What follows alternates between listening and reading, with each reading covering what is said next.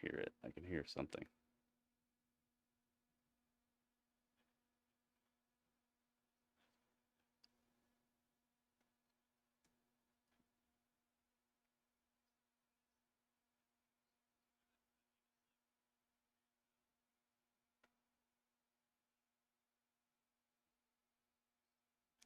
It's a big announcement tonight, guys. Are you ready?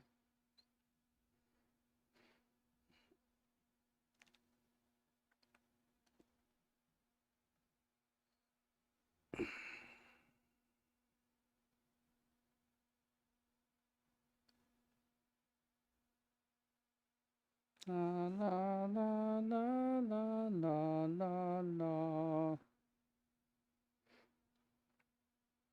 Creator made it. Okay.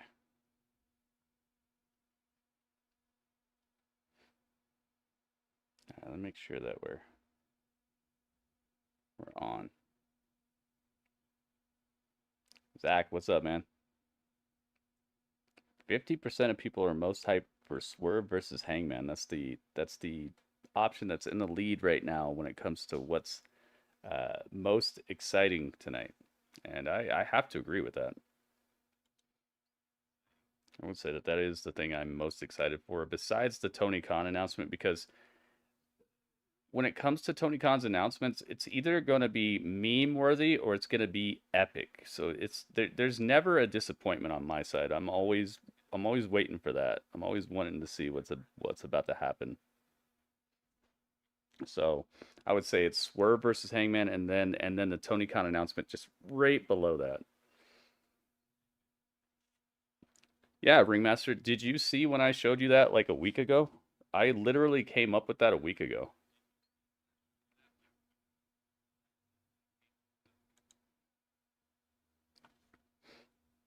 Thank you for showing me, but like I already showed everybody that. I showed everybody like 3 versions of that like a week ago. So I was kind of like way ahead of the curve with all that. All right, so let's see what we got here.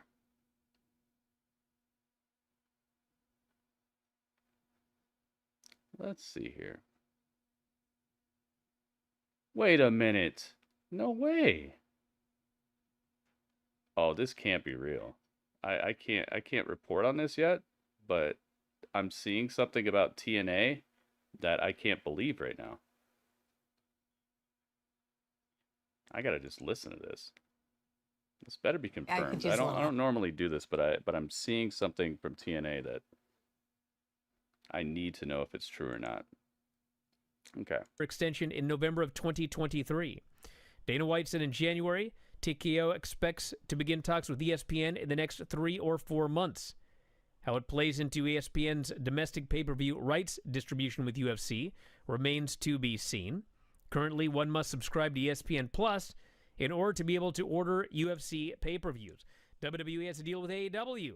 Expires at the end of 2024. Wait, what? While their exclusive negotiating window is not public knowledge, WBD considered the front runner, giving Tony Khan's publicly stated desire to remain loyal. They have yet to become part of WBD's BR Sports tier on the Max streaming service, despite being listed within TNT Sports. However, Dynamite, Collision, and Rampage would be available via this new skinny bundle if they remain on the WBD networks. So, there was a point where oh no, I haven't seen that yet, Remaster. I was streaming. I checked everything right before I started streaming. I haven't seen what you're talking about yet. And there are still I saw the John Cena thing you tweeted, and I was like, dude, I showed you that like a week ago. For the Super Bowl, and it wasn't John Cena, it was me. The fact of the matter is, we're moving towards streaming very, very rapidly, and it'll be very interesting to see how everybody benefits and does not benefit about. That is a long-term deal. Potentially 20 years. They've got the 10-year deal with the option, and I think obviously if they picked up the option, they would be paying more. I'm actually not certain about that, but the point is, to have signed a deal that long tells me that the people in charge of TKO and the people in charge of WWE, their belief is probably not that the bubble is going to burst, because I don't think the bubble is going to burst. But I do think that, these rights cannot go up forever. And yeah, they can't. Scott D'Amore. Okay. What's going on here, Tom? What happened to Scott D'Amore? Yeah, what happened? Let's find out. Scott D'Amore is no more. He is no at more. TNA, apparently, according to Anthem Sports and Entertainment. He has been replaced with who I believe is the president of Anthem Sports and Entertainment. Anthony What? Ciccione. Scott D'Amore is gone? The promotion's Who's parent reporting company this? revealed he had been terminated. Anthony Yikes. Ciccione has been Yo. named the new president. They announced today that he was a new president. Scott aims to D'Amore further has been integrate TNA terminated from wrestling into TNA. Anthem's entertainment group. Yo, remember I was just talking about how there's something weird and fishy going on with TNA because of that person who kept winning everything, and then I was like, there's got to be something weird going on. And they're like, oh, you didn't know that's Scott D'Amore's girlfriend or whatever. I'm like, wait, what? Sounds kind of weird. And now all of a sudden he's cut. I like Scott D'Amore, man. But maybe there was just a little too much going on there. Sounds very similar to a certain situation I've been following recently. Of which Ciccione is the president, leveraging the entire company's resources to add more value in areas including production, distribution, marketing, viewership. What does this have to do with Scott D'Amore? His contract has been terminated. He had remember? been part of TNA We were since watching, 2003. We were Held watching many key leadership positions, played a vital Hard role to in the Kill. growth of the company. and leading to that lady won, that person won. I don't know what they want to be referred to as, so I'm just gonna say that being, the being who won that what was it, the X contract or something like that. I was like, why do I always see this being winning everything? Why all of a sudden did this being show up on TV and all of a sudden it's the being is all I ever see winning everything? And people were like, oh, you didn't know? I was like, I'm like, there's got to be something weird going on, right? Somebody thinks that this is just sky's the limit, right? Turns out, strong industry reputation today, including the successful return of the TNA wrestling brand in 2024. This is what they wrote. Anthem thanks him for the commitment he brought to the that business, really the talent, sucks, and the though. I people who like work him, man. outside the ring, which of course begs the question: if you're talking about I how like he Scott helped D'Amore. lead to the situation you're in today, which here's the thing with TNA: is TNA, when you compare it to WWE, AEW, New Japan, is it a rousing success right now and making money hand over fist? Of course not. no, but If you look at they actually have TNA a as bigger compared to media where it was footprint 5 than years ago, AEW even does right 4 now. years They're ago. actually doing very Is well it with their in a much media, better place? Yeah. social media. And, shows of late, I mean, we're talking, there have been a few shows that have been, close to what AEW Dynamite and Collision have been doing. Mm-hmm. I believe they sold out the Palms. They've It's about increased 1,500 people. Yeah, they've been interest doing in pretty the well, promotion. actually. They have increased, they've sold more tickets. Let me check out the Why stuff did you that get rid of Scott D'Amore now? You just did a rebrand, which, everybody is, check out what for Ringmaster whatever made. reason, I guess because people love Oh, you tagged me in them. Oh, uh, thanks, man. I didn't. I thought I might have to go look for 'em. nostalgia. I mean, they like it. So, cool. Whatever. Oh I yeah, mean, this I Triple don't have H's nostalgia for Kratos the one old TNA. It is sucked, epic, for the man. most part. But people like nostalgia, and so it's back, and people are into it. Why do you get rid of him now? PW Insider reporting belief the decision came from Anthem president and CEO Leonard Asper. Fightful said that talent was informed. They were on a Zoom call to discuss it earlier today. He had left for a while. His second stint began in 2017. Almost time for Dynamite, guys. when Thanks for Jeff joining Jarrett us, brought by him the way. back. December 2017, D'Amore and Callis were named executive vice presidents. D'Amore later named president of Impact in March of 2023. Ciccione will now run the day-to-day operations of TNA Wrestling. No wrestling experience, although he has been with Anthem for 16 years, and et cetera. So Scott D'Amore has a lot of money. He's independently wealthy, and That's he had good. been I'm doing glad to his hear that. job, basically because he loved doing it for a long time, and he had a lot of people that were friends with him. He had a lot of people that thought he did a great job, and there are a lot of people in TNA today that are caught completely off guard, not happy about it, don't understand it, and nobody has come up with any sort of explanation. I think I understand it though. It's So, weird. It's weird I mean, we'll favoritism. talk to I think that's Lance what it is. later on today. He'll be on the show this afternoon, 2 Pacific. But we 5 love who we Eastern. love, you know. He's currently And working for TNA. his My guess girlfriend he is doesn't know not anything a either, bad but we can wrestler. ask him. So It's not like he I don't like know. overly. It's not like he I don't made. know. It's not like he made a Tamina world champion or something like that. Not saying Tamina is horrible, but obviously there are other choices you can make in either direction, like better wrestlers or more marketable wrestlers, things like that. But I feel like that's probably what it was. Somebody probably found out that he was overly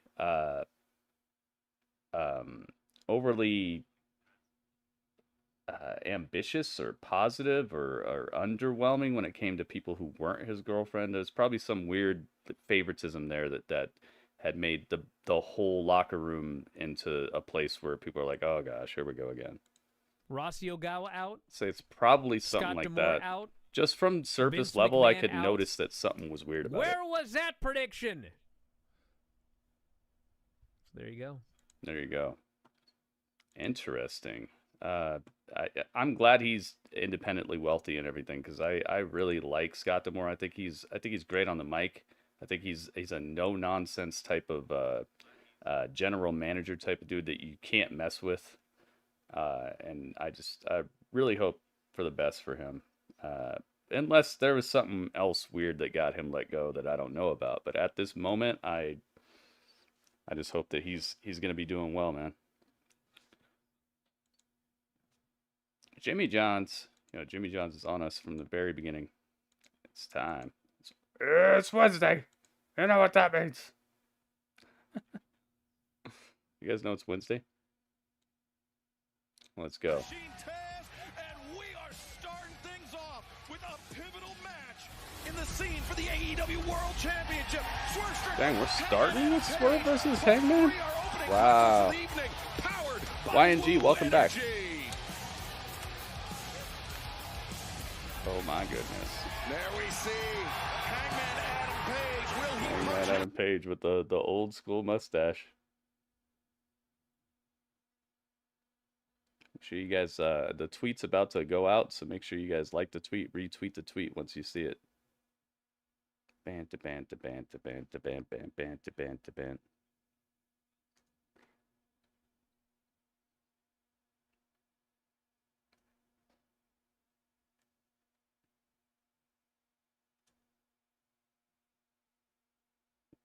Tweet's about to hit the webs right now, guys.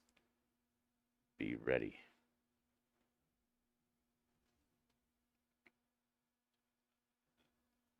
There we go. Oh, LBD's in the crowd? I didn't know LBD's in the crowd. It's in the crowd for Ring of Honor. All right, the tweet is on, guys. Let's make sure that this tweet blows up. Let's get 10 likes and 10 retweets. That'd be great. That's right. Hangman Adam Page is here. Looking very prepared, looking very focused here tonight. But there is Let's his go. opposition, likewise perfect at 4-0 on the year. And he told Prince Nana, Swerve. do not get Oh, involved Nana's in this. front of him. I will prove to Hangman that I am the better man, that I can beat him without Nana. You can without hear the it. local embassy. Come on, let's Swerve win this, man. Just shut this dude out. We don't need this 2-1 type of stuff, and we don't need that right now. Let's just let Swerve snatch this and get it over with.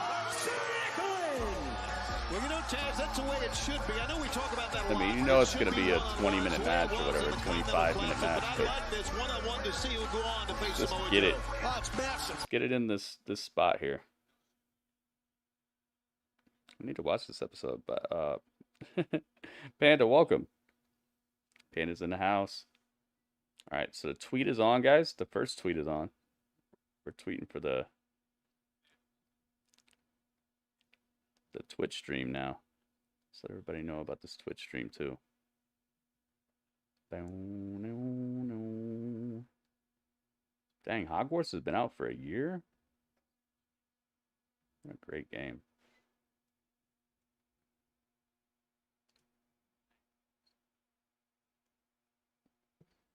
Hogwarts came out a year ago today. That's crazy.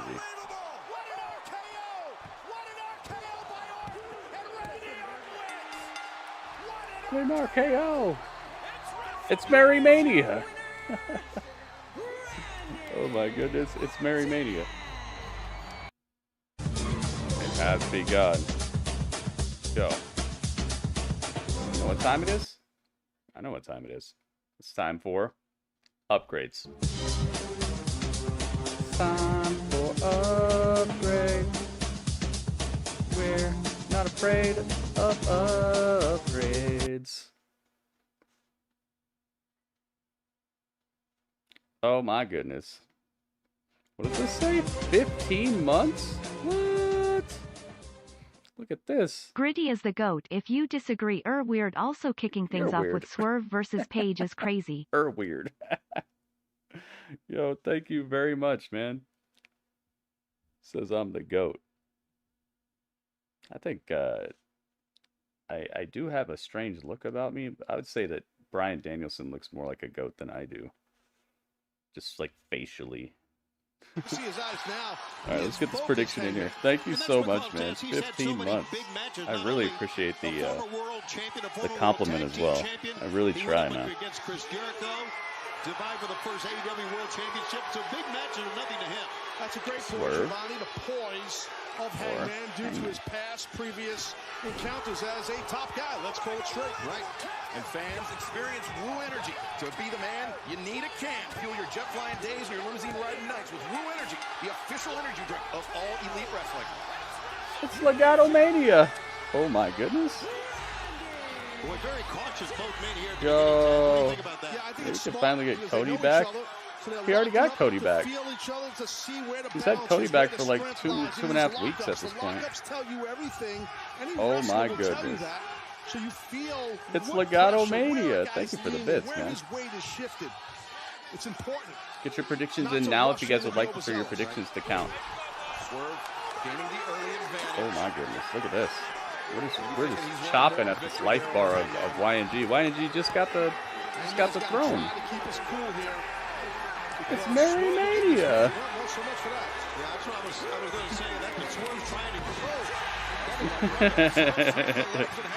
Oh my goodness. Yo, Mary, thank you so much. Trip, what's up, Trip? Trip Lion. That's a cool name. Zach picks Swerve. Zach's been right. I'd say about 95% of the predictions that Zach has made. Panda tweeted that dreams come true. What? Because of the Natalia thing? I'm telling you, man. It's like what I've been trying to tell people. You just gotta really have favorites, you know. Stick to what you really like, and it'll probably reward you in the long run. And Swerve returns Hangman to the ring, and still to come tonight, fans. Timeless Toni Storm will be in action. The Eliminator match against Red Claudio. Will join us here at the desk on commentary. Oh my goodness. Oh my goodness. J-Rock, 72 bits. Here tonight on Dynamite. Holy moly. Daddy's home. That's true. J-Rock Dad. Daddy's home. Did you take a picture of the chips? Here tonight on Dynamite. Plus our main I want to see these chips, man. World Tag Team Championship tornado We've been telling him to do a 24-hour stream. It's not easy though, Panda. That's tough to do. And Darby, Allin, all of that. That's something you really got to get used to. I'm not sure what his average stream is, but if you're only streaming for maybe 6 or 8 hours, it's a super duper huge step to do a 24-hour stream that can be super detrimental. So he's gonna have to acclimate himself to it, or it's really dangerous. Revolution, it's just going to be a big year. High can end up getting you banned too, because if you don't purposely fall asleep on stream and tag your stream right, you can get reported and get banned for it. So he's got to be careful with stuff like that. That's why I always have to like make sure that I'm gonna do it if I do it. In support of Swerve Strickland. Because you could get in a lot of trouble, or you can get physically ill. You can have a lot of bad things happen to you. So I hope he does it, but I hope he's ready. Hope he studies up. Maybe he can teach a class on it at Chase U.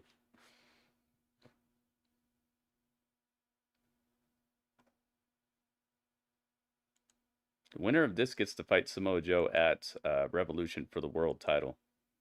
I'm not sure they're taking the title off of Samoa Joe this quick, though.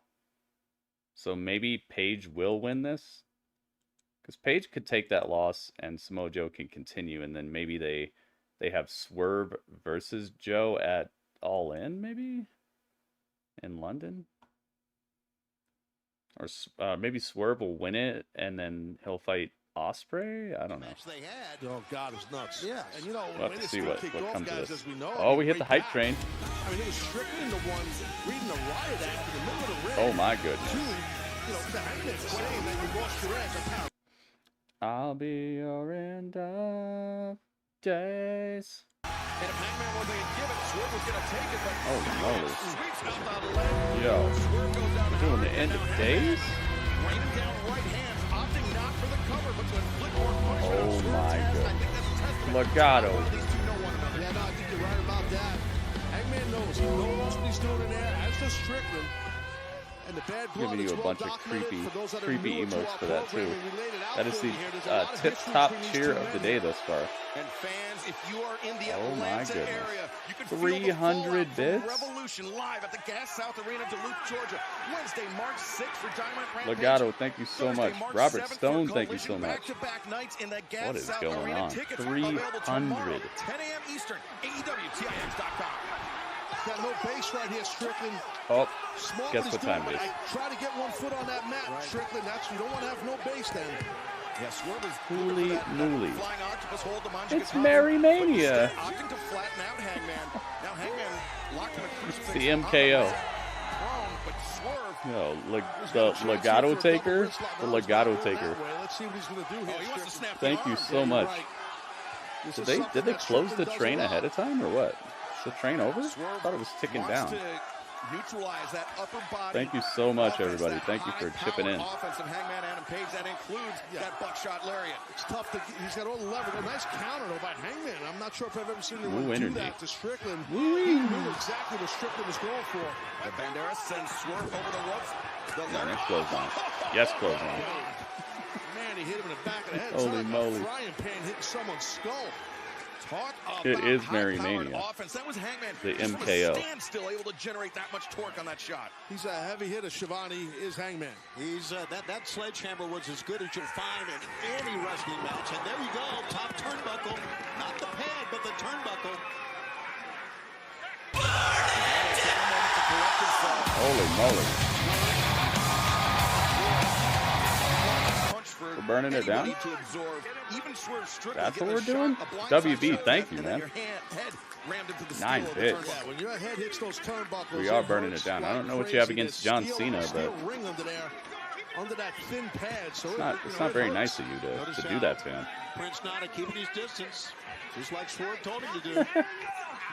Elbow pointed right I'm to the sure back of the Tony skull. Khan would pay whatever is necessary to have that happen if it was legal. Now Hangman boots Swerve hard into the barricade. Seth Rollins stays as like Intez, number my brain anything immediately, from when I see 5 this, to Hangman 1 concentrating on in the terms head of and best neck wrestler on the of planet. Swerve Strickland. And Maybe and not he the actually buckshot kind of lariat, maybe thinking Deadeye. goes I think higher you're right. because There's a he's Deadeye probably laying around better top of than your the head. other person that you're gonna list on the mic. As you were making your point, Excalibur, Hangman broke the count. Went under the Whoever bottom rope. whoever might be better in the ring, he's probably better on the mic. That's a 10 count on the floor. Hangman resetting the clock for Oh my himself. goodness. Hallway slam on the floor.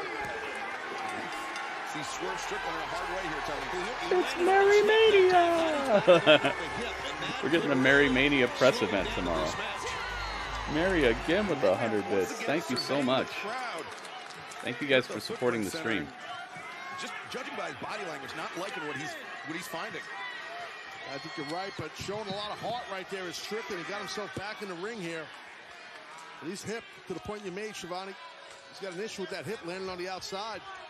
That could affect him if he tries for that stomp later on or at some point in this match. Surprised there's no blood yet. Hangman gaining control of this match, inflicting punishment. He won't be on the train this time. Oh, nice. Oh, New Energy is... Goki, thank you for putting that in the chat, by the way. Nature Boy in there. Some people might not know how to get to my my Twitter to retweet the tweet or like the tweet or even how to follow her and all that. Thank you very much. Great call, brother. I already did the ad read. Oh! Yeah, but it's called ad-libbing. And take a look Blue at energy this. drink. I mean, Have you noticed how they've tugged Here he goes. Oh, man, that was tugged perfect right there. Ric Flair off of TV? Oh, Swerve. Great match sense. Ring presence. I haven't seen this dude on TV in Great weeks job, now. Swerve. Knowing where you are in a moment of just getting kicked in your face. To use that bottom rope to break the pinfall. Fans, we mentioned this Smart. is the biggest Dynamite of the year thus far. We still That's smart of them. have Tony Khan's major Sidestep any sort of weird stuff. Let Vince McMahon be the one taking all the heat in the wrestling industry and just distance yourself from all the other controversies and just start rebuilding some positive atmosphere around your product here. Smart of them. I love Ric Flair, but you know, like, this is probably a good time to just let the heat be all on WWE right now. Start building some public positivity. Oh, maybe telegraphing it. No, maybe. Swerve and Hangman, there should be blood. I think there will be. I thought it was a great move by Swerve when he saw the buckshot was inside. He ran towards Hangman. But sadly, that leaves Moxley not a lot to do later on if they're gonna kind of distance it. I like when every match has its own identity and not every match has blood or tables breaking and stuff, because if you do that multiple times in one show, it loses its intensity every time you do it. It's a law of diminishing returns. They stick out a little further. Good stuff from Swerve. It's like, I've seen that. Flatliner. Beautiful leaping flatliner. You see how he put all his weight into it, too? Swerve put all his weight into that flatliner. It just crushed the face of Hangman Page. A lot like Dijak last night. Dijak straight up punched Ilya Dragunov right in the face, man. There was no fakeness to it. It was a straight up punch. I love the look of Dynamite, man. The new look. The red and blue. Makes me want to change this layout, but we'll get there. Ooh, Fosbury flop? Oh, he hurt his leg. Right on top of Hangman's head. Let's take a look at this. How dare Moxley actually wrestle a match? Strickland's body on top of the head. Well, it's going to be a 3-on-3 match, so, you know, it's probably going to be all throughout this crowd. Anarchy in the Arena, Part 10,000. But the CMLL guys will probably bring a different flavor to it, so it could be pretty fun. Watch the lower body hit Hangman's head. Swerve's been killing it since Lucha Underground, man. As we know, Hangman Adam Page. I'm glad he's finally getting his time in the sun. As Swerve sent him to the ropes, now hangs Ooh, on. choppy. Chop to Nice the chest. chop. I love that when you run up to the rope with the guy, you put him right in the rope, and just as he bounces off, you got the chop for him. Ooh. Vertical suplex. Even rougher landing than usual for Hangman Adam Page. This is so good, and he's tightened up his body too. Have you seen that? He used to have kind of like a gut going on. He still does, but he's understanding this opportunity and he's tightening it up. Is Swerve gonna do it? No, that's not enough. That was so close. Whoa. He says Swerve is just amazing. Oh, but you think Page is gonna win this? Uh-oh. YNG thinks Swerve's gonna lose though. He is amazing though. I appreciate that. I appreciate what you just did right there. You know, you can admit that a guy is amazing, but you think somebody else is gonna win. Sometimes people don't do that. Sometimes people get so wrapped up in their fandom that they can't see any other outcome. That right hand or that fist that time connected on the jaw. Look at Hangman's just draped. It's refreshing to see wrestling fans actually like having a like things that they love, but also a understanding of other possibilities being cool too. What does those LED boards have to do with this match? Because they're probably going to go into them. Plus, it helps the look of the show. Every piece of the show is part of the show. This is dangerous for both men. It's like when they left the coffee cup on the table in Game of Thrones. Like, it's there. Oh, he flipped out of it, but just barely. How did Swerve stand up after that? He got his hands down. It's there. It's part of it. Swerve, he was looking for that JML driver, but he may have been a bit rattled because Hangman, lighter bomb, center of the ring, 2, no. We're building that. This feud is good, man. I like the Hangman Page Swerve feud. Taz, we all saw it when Swerve flipped out of the corner. He avoided the powerbomb, but he landed on his own head, and I think he might have stunned himself. It has made Page so much more interesting, and it's given Swerve that legitimacy of like, wow, he's really testing this guy who was a previous world champion. Even though he's had to do it in weird, dastardly ways, it's still, everybody can tell he's still hanging. A couple of top guys out. This is the perfect time for Swerve to start making his way up to the top of the card for sure. I agree with that. The match against Samoa Joe, the shot at AEW World Championship on Sunday, March 3rd, live at Revolution on pay-per-view. Crowd does not want Hangman to win this. I'm with him. I'm with him, man. Oh, he's got his own buckshot. Swerve with the buckshot. Oh my God, dude. Is he going to win this right now? Please do it. If he wins it off of that, I'm losing it. Oh, they're in Phoenix too, dude. I forgot about that. Oh my God, he kicked out of it? Let's take another look at this right Dude, I forgot they're in Phoenix. This crowd is going to be the hottest crowd that you're going to hear this year for Dynamite. I can almost guarantee it. Phoenix is the best wrestling crowd. But besides maybe, gosh, I've heard maybe 3 others that rival it. But I'm telling you, the Phoenix wrestling crowd is incredible. And I know for a fact, because I've been there, I've heard it on TV, and I've been there in real life. And it's just, the crowd is just fanatically epic. They picked the perfect place for this match.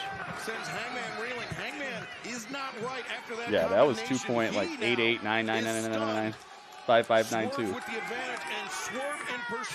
Maybe that was 2.95592. All it would have taken is just a little bit more of a panda paw for this to be over. Chicago's better, not recently though. They ran Chicago into the ground, I think.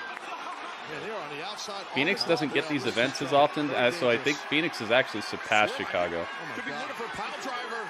Chicago, I feel like they're part of the desensitized nation of wrestling fans right now, where they've had so much of it that they're just not quite there. How the heck did he DDT him on the barricade?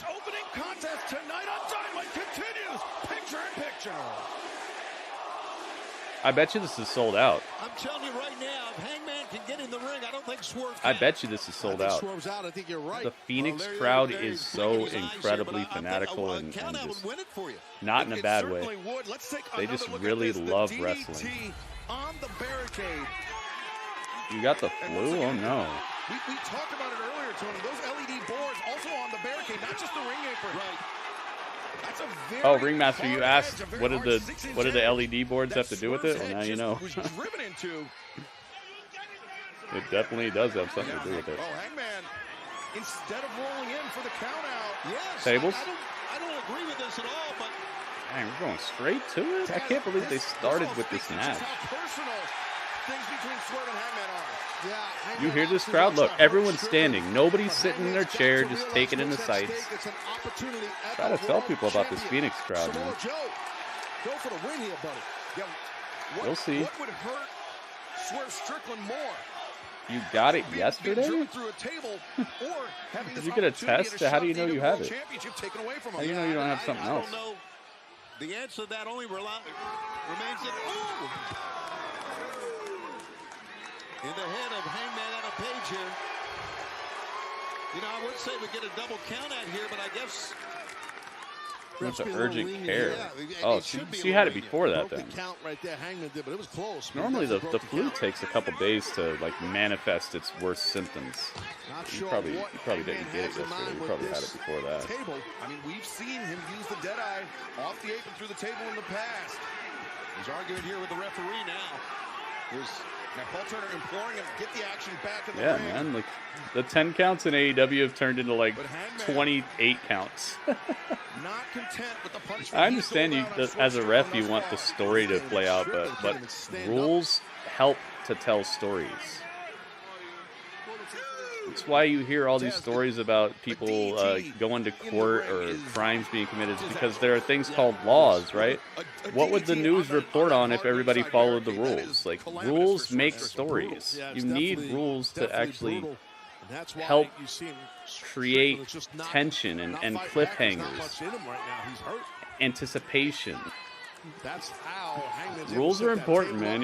I'm not saying that you shouldn't bend the rules to create a story, but you need to kind of tighten it up a little bit. You can see it.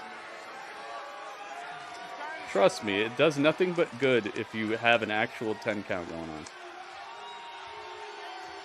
Chicago gets CM Punk return every 6 months. Yeah, see, Wayne, you know what I'm saying? Like, Chicago is a good wrestling city. I'm not saying that they suck or anything. I'm just saying Phoenix doesn't get that every day, so they are actually disenthusiastic about it, legitimately. And as I just said, there you see at the bottom of your screen, this is what is at stake. A shot at Samoa Joe, the AEW World Championship. Both men. And plus, they have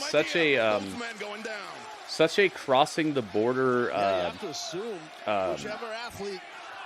population where people from Mexico come across the border, people from there go to Mexico. So like that luchador-esque ideal of wrestling is prominent as well. The support and recognition of what made wrestling fans is so strong in Phoenix. And I lived in Phoenix for mad years, so I know what I'm talking about. It's an incredible, and we're having parties on the freaking train and stuff. Like, I'm not kidding, man. Like, we're like signing each other's stuff. We're like holding each other's titles, taking pictures and stuff. It's a crazy atmosphere, man. It's a party from the minute you walk in to the minute you walk out, and then past that. Swerve imploring Hangman, pour it on. Donkaroo. What's up, Donkaroo? Is that how you say it? Donkaroo? Silas Young, yeah. He's looking like the second to last real man. Oh, Hangman, he got rocked by that one. You saw how his hands dropped to his side after the first one. Hard rights. Hangman trying to create distance, the high boot. Caught, Swerve weaves on. Come here. Beautiful backbreaker. Swerve is, you see the like vicious, like almost like desperate pin that Swerve pulled on him. I like where this match is going, man.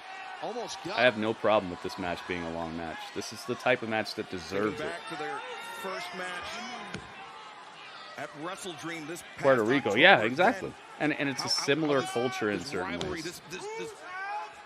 This hatred very family oriented. There's probably people here who brought like 6 of their family with them. They all cheer for wrestling. Somebody's grandma's probably out there cheering just along with them. Oh my God, he's stuck there. He's like in a bear trap. Oh, you gotta be careful, Strickland here. Oh my God, no way. Is he gonna hit a? No. Oh God, Hangman's in trouble.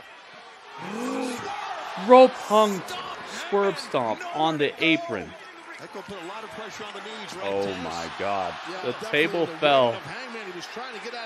Swerve's thinking about what to do. Just stomp him anyway. Who cares? You don't need a table to break. He's not a little guy, Hangman.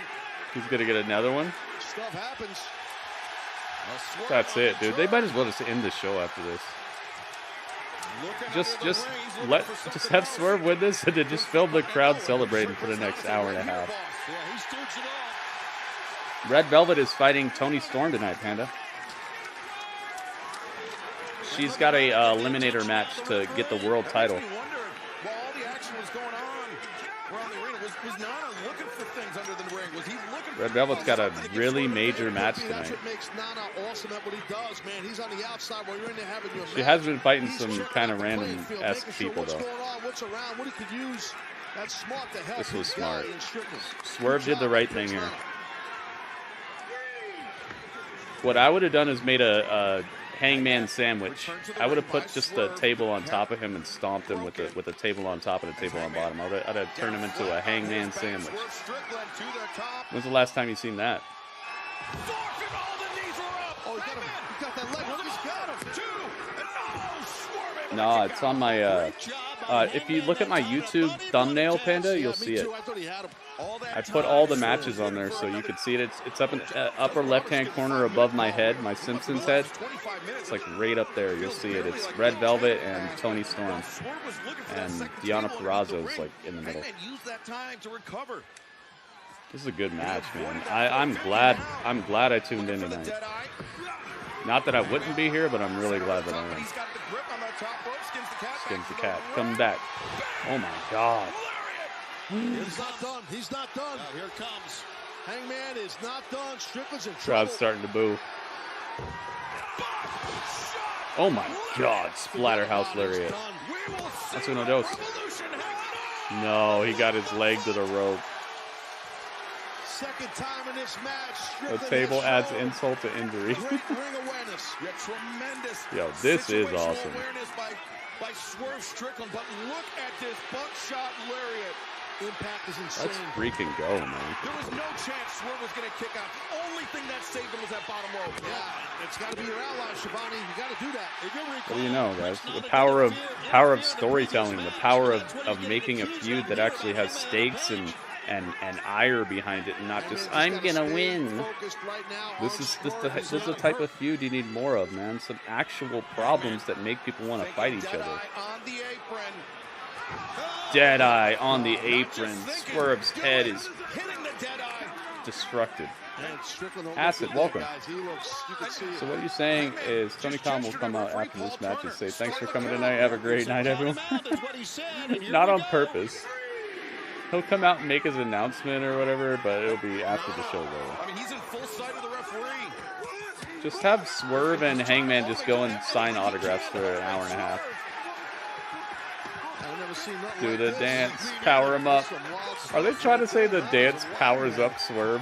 What the hell? Paul Turner up to 8. 9. One more, we got a winner. And Swerve. Are they trying to say that Nana's dance powers Swerved up? Oh my God. They just have to bring some weirdness, don't they? Take the chair. Oh! Hangman just hit Nana with the chair. So, oh my God, nice. The Van Daminator smashed the face of Hangman Page. If they're trying to say that Nana's dance is like the Undertaker's urn, I really don't want them to stick with that. That seems really bad. Hit him with another one. Oh, his ankle. Oh my God.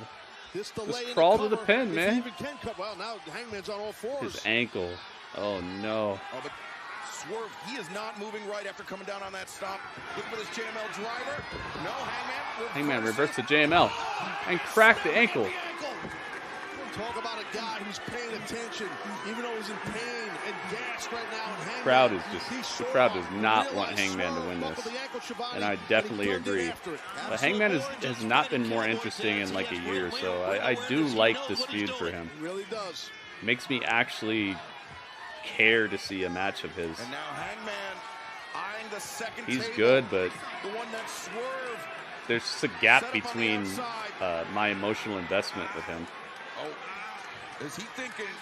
No way. Get your hands off me. Hit him with that. Oh my God. He's going to hit him with the Deadeye through the table. No. Deadeye through the table. Swerve just hit the Deadeye on Hangman. What impact. Oh my God. Even with the injured ankle, Swerve, the Deadeye through the table. Come on, please, Swerve. Just get this win, man. You're not kidding. This actually has me emotionally invested times like 3, I'd say. This is the type of stuff that I love in wrestling. Look, they gave these guys over 30 minutes. Stomp him again. He moved out of the way. Oh, and the ankle. This has got to be the end. I'm sad, but this was a good match. Man, Hangman, get yourself an ankle lock on that thing and get this cat to submit. Anything, a heel hook, something. Jimmy Johns, do not do this to me right now. This is what we're doing, Jimmy Johns? Is that how you feel? Oh my God, Jimmy Johns hit me with this, the 1-2 step. Let me see that 1-2 step. They let me see the 1-2 step right now, and they hit me with it. The time limit has expired. A time limit draw. Is a draw. Wow. Oh man, a 30-minute time limit draw. This. 30-minute time limit draw, and I love it so much. I'm not going to pay out the prediction yet because Tony Khan might walk out here and say 5 more minutes or something. So, could Hangman Page have kicked out or not?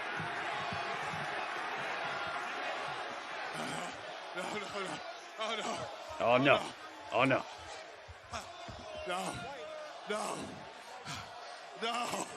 no. I didn't go through all this. Stand like this.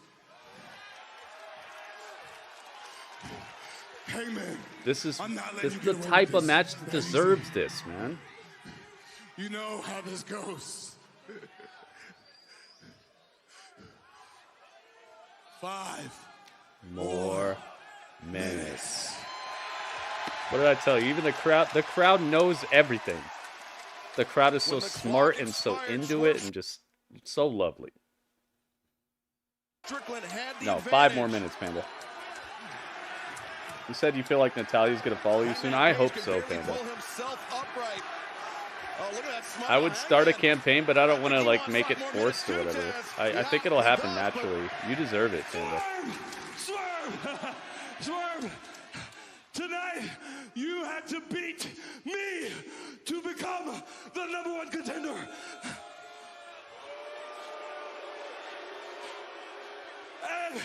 And Swerve, you didn't do it. Oh, he's going to be a little punk about it? You will not be the world champion, for you it is over. Oh, he's a punk about it. I love it. I love it. I would. Just 1 second. Hangman, if you will stop right here.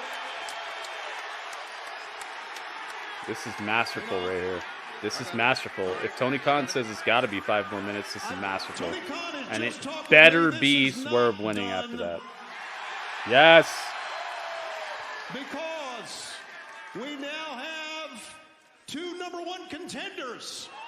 And that means at Revolution, there will be a 3-way match. Oh, no. Come on, Tony. Samoa Joe. He didn't beat me. He didn't beat me. That's right. 3-way. Swerve, Hangman, and the world champion, Samoa Joe. All right.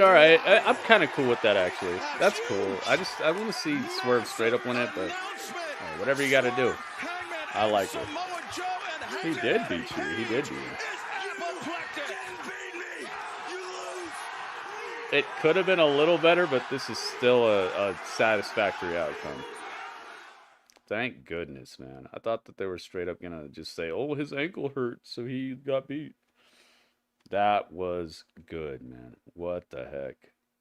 You see what I'm saying? When AEW actually does it like right, not Tony Khan right, but just right, wrestling right, okay? Because there's two different sides of right, right? It's like what you think is right and what is actually really good. When they do it actually right, it's some of the best stuff you've ever seen. It's some of the best wrestling. It's some of the best storytelling. It's some of the most in-depth and layered character work and in-depth storytelling between two different opposed characters or factions or tag teams. When they do it right, this is what you get. You get something that could never exist on WWE. You could never have a guy drinking a guy's blood and like talking over a guy's crib, a guy's son's crib, and leaving a shirt on him. You could never go that far on WWE. There's just a level of storytelling that is possible here that is not possible anywhere else. But it's like it needs to become more of the norm for this show to get more off the ground, because this is so far and few and far between in terms of this quality. A lot of it is just, oh, my mom's picking me up in her minivan, and oh, I'm a weirdo. Are we friends? Remember when we were friends? Like they have way too many comedic and Saved by the Bell storylines. This is the type of stuff that really could set AEW apart from WWE and start gaining some ground back, because they've lost a lot of ground through repetitively desensitizing the audience by having way too many banger matches and way too many hometown wins and stuff like that, because there's no reason to come back. You've already seen everything you want to see. You've already seen the banger matches. You've already seen your hometown hero who used to work at the 7-Eleven win in the main event in Timbuktu. They need to start doing more. This is what's going to set them apart. This is what's going to regain terrain. And I'm here for it. I'm here for it even if it doesn't happen. I'm not going anywhere. Unless it gets just mad insulting or whatever. But this is what they need to do more of. Not the comedic nonsense. That stuff is mad played out, and it just makes it look like a clubhouse. I'm not here to watch somebody's clubhouse backyard wrestling. Wouldn't better if they had 5 more minutes. I agree with that, but it still had a good outcome because Swerve didn't end up messed over all day. Here we go. Putting his AEW World Championship on the line, not against one man. No Tony announcement yet, Mello. Welcome, by the way. Welcome. Thank you for saying hi first. Right now, I understand our AEW World Can't remember if I said hi earlier. Hi, Panda. Hi.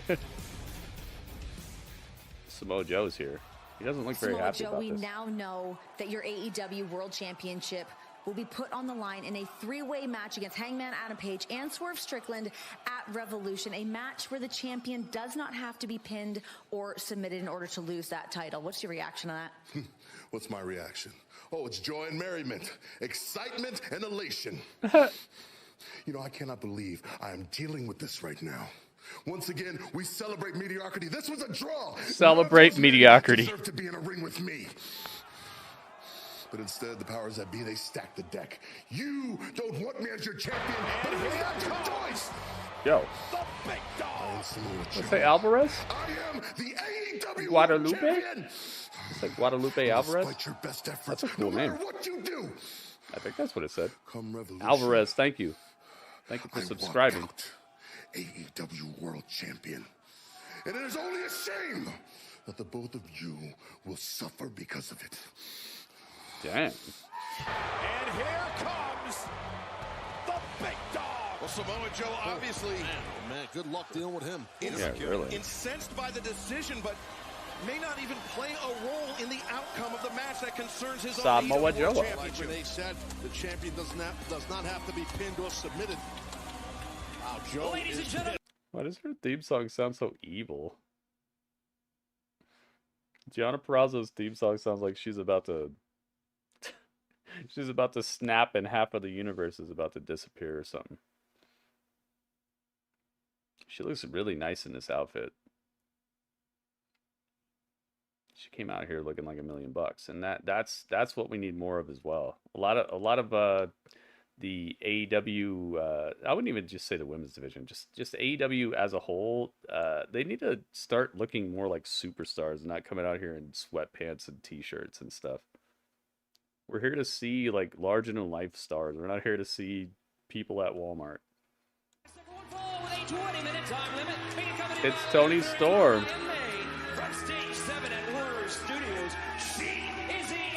Warner Studios.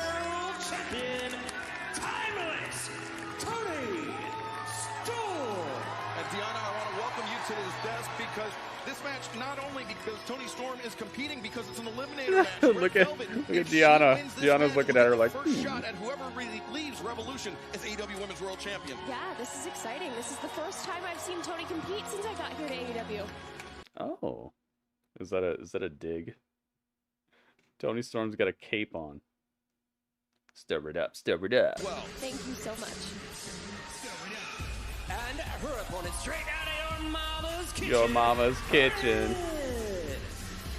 This is some Spider-Man 2099 gear. Because as you know, Red Velvet, she can flat out go. This young lady's no joke. Red Velvet can go. Yeah, I was stir it up, stir it a up. few weeks ago, and she brought it. So I'm excited to see her compete again. She is just. I hope that eventually she gets to like NXT or something. I feel like they're not really ever gonna put her as women's champion, but she's got it, man. Plus, she's multilingual too. She can speak Spanish perfectly. She's beautiful. She's good in the ring. She's got a pretty, I'd say, respectable build about her. She's not super small, but she's kind of small. It's shocking. This is someone. Oh my goodness. Yo, it's radio. It's time for radio.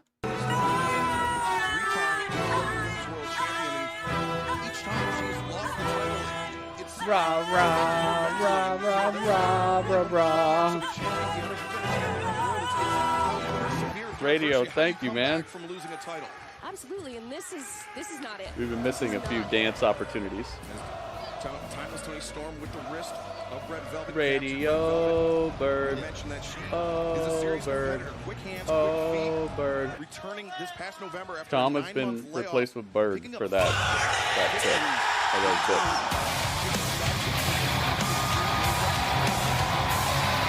Yo, radio, thank you again. Look at this. Velvet's trying to get herself a head scissor right here. Radio break just that headlock. Thank you so much, man. Storm getting a head out. What's up? Legato's life bar is. We're seeing some great wrestling here. Look at a little. Oh, okay, sorry about that. He got. It happens a little bit here, Deanna knows me. She's been on my show back in the day. It's time for radio and Walter. La la la la la la. Toni Storm getting chopped in the corner.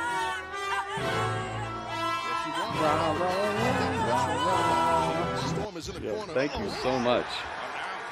Radio hooking it up. Down right hands, Velvet trying to cover up.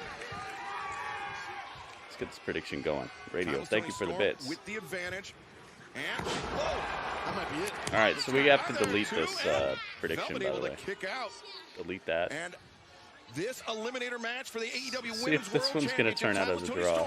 Red Velvet continues in picture-in-picture. Don't go anywhere. It's funny, Panda told me to do a draw of the very last prediction that I did, and I didn't do it, and then the very next match was a draw. And Deanna, I have to ask you, Panda's got powers. Toni Storm for so long. I mean, what do you think about her entourage that she surrounded her with? Her Butler Luther, her adoring fan, Mariah May. Oh, you know what?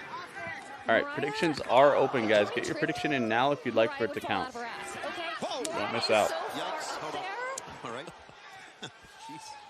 Make sure you look what I found, radio. Went up the nose. AAA batteries. I don't know how much of a charge they have because I haven't done it yet.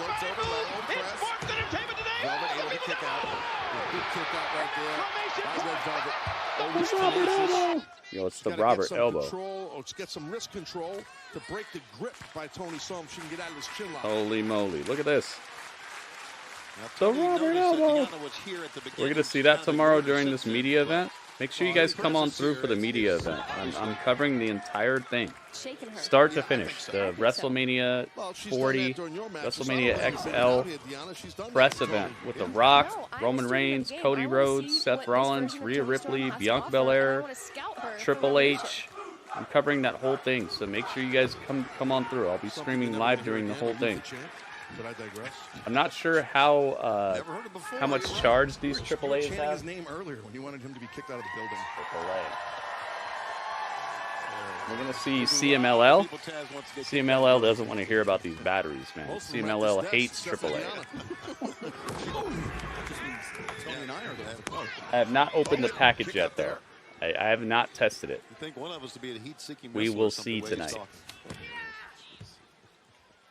But you know, Mariah May has been successful as well. Predictions are almost closed, guys. Get your prediction in now if you'd like for it to count. Don't miss out. She's won both of her matches, but she's I'll be right back. The attention of Toni Storm, it's 4 p.m. Pacific time tomorrow, Legato. Mariah May just was eyeballing, gesturing in your direction. I mean, that is an adoring look at timeless Toni Storm. That's a creepy look at timeless Toni Storm. Toni should watch her back. Yeah, I think there's an obsession of the abilities of Toni Storm by Mariah. I mean, that's just part of the delusion, right? She doesn't see that her biggest threat is her best friend. That's a good point. See the fist right in the armpit area a moment ago by Storm. Very good mat wrestling here by Toni Storm. And now changes tack, forcing Red Velvet to carry the weight of the AEW Women's World Champion. Referee Aubrey Edwards eye to eye with Red Velvet. As Velvet, you can see, trying to fight with the grip of Toni Storm, fighting the right hands. Oh, Storm just shuts her down. 4 p.m. Pacific time tomorrow, guys. Plus, on top of that, I already set up the stream, so sometimes I'll have it already up for you guys, so all you have to do is go to my YouTube channel and click on where it says live. I'll show it to you so you guys can see what I'm talking about. First title shot at whoever leaves Revolution as AEW Women's World Champion, whether it's timeless Toni Storm or the woman joining us at the desk, Deonna Purrazzo. Yeah, you don't want to trade hands with Velvet. She can throw it. And there you see so you go to YouTube, Sunday, March 3rd. Go to my YouTube channel, right? Live on pay-per-view. Toni Storm, Deonna Purrazzo, but Deonna Velvet put together a nice series here. I have felt that series before, and she's game. All right, so here's my YouTube channel. Biggest opportunity Red Velvet has had this far. And then you go to the live tab. This will show you all the live streams. Go to live. And there you are. You see it? So this is the one that we're doing right now. This is our Dynamite live stream that we're live on right now. This is the one for tomorrow. It has the time. It also has a button where you can just click notify me, and it'll notify you. You just click that, and it'll email you when the event's about to start. So you'll never have to worry about like when's it starting or any of that stuff. You guys like my thumbnail? I worked on this. I put in some work. No, that's 2 a.m. 5 a.m. Is the Elimination Chamber, Panda. No announcement yet. Make sure you guys leave a thumbs up on this and also click that notify me. Do all of that. How about that? Just kind of let's get everybody with a thumbs up on this before it even starts, so it'll go up the rankings. Explosive. Just got to get one of those shoulders off the mat. There it is, guys. And Velvet, it was not an emphatic kick out, but it was a kick out. She remains alive in this Eliminator match, but she seems no to announcement yet, miffed, so to speak, our AEW Women's World Champion. She tried to a lot more. She told Toni, Toni Storm. Roll up now. That was a quick counter there. She told Toni Storm, come on and get some more. Kick to the knee, Velvet. Oh, what for that corkscrew kick? Missed it. Velvet! Look at this. Toni Storm. Heartbreak Beats, hola. Heartbreak Beats is doing flips with Dudley. Really? I don't like Toni Storm, but I'm picking her. Yeah, it's probably best to pick the champion. Oh, she tapped out real quick. Wow, she tapped out to an ankle lock. Is she gonna let it go? Aubrey Edwards demanding. Toni Storm has ankle locks? Deanna just took off the headset. Sending a message to Deanna. Oh, because of the tattoo on her ankle. Oh, and now Deanna's in the ring. And you know, earlier today I heard Mariah May pass Well, that's Red fine. Velvet in the hallway. She said, break the leg, darling. Oh. And I think Toni Storm trying to... Oh, look at Luther getting... Luther's in the middle. Uh-oh, Luther. Look out. Luther's upset that Deanna Dude, even I'm telling you, this crowd is the took only a best. finger on Timeless Toni Storm. They're literally chanting Luther when he gets in the ring.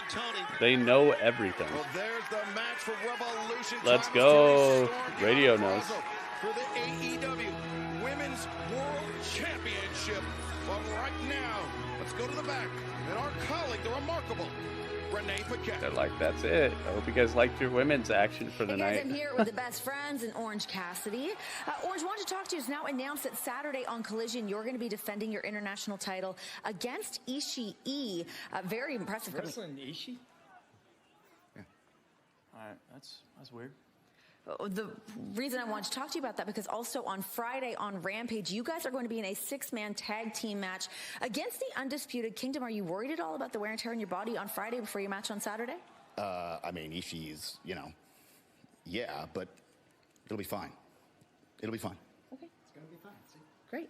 And also, Rocky, Apparently of course, it's gonna be stepping fine. in for Chuck Taylor, who's out with injury. Do you Yeah, guys have any Luther kind of is a medical Toni update on Chuck? Storm's butler. Chuck is actually He's here been on tonight. He's TV getting checked on right every now, week.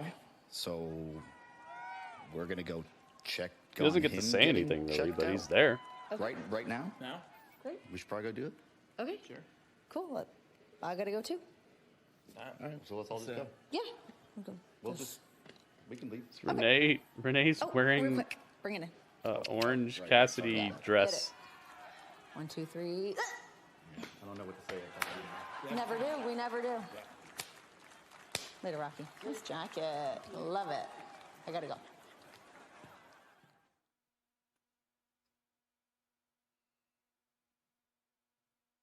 I don't pay attention to Toni Storm. Yeah, she's definitely doing things though. Thank you everybody who has left a thumbs up on the YouTube stream thus far, and if you could please leave a thumbs up on the stream for tomorrow as well. Tomorrow's stream is the WrestleMania WrestleMania XL, WrestleMania 40 kickoff. Let's get the thumbs up to like 20. That way it's higher up the rankings, because everybody and their grandma is going to be trying to cover it. I would love it if ours is the one that shows up in the search ratings, search results higher. That way more people can find what we're doing here. That reminds me of Kingpin. He does look kind of like Kingpin a little bit. Bam, bam, bam, bam, bam, bam. So Orange Cassidy's gonna fight. He's gonna fight Ishii for his title.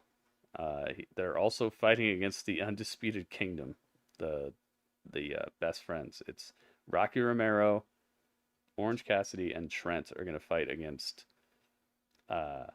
Mike Bennett. Is he Mike Kanellis or Mike Bennett right now? Mike Bennett, I think. Mike Bennett, Matt Taven, and Roderick Strong, which gosh, I don't know. I would say Undisputed Kingdom is probably going to win that match, because they need Roderick to look strong, because he's about to have a title match with Orange Cassidy. They just pin Taven or somebody instead. Don't pin Orange Cassidy. Why do you book Toni Storm against the same person Deanna already beat? Deanna beat Red Velvet? I can't tell who's crazier tonight, Storm or Paige. Wait, what did Paige do? What did Paige do?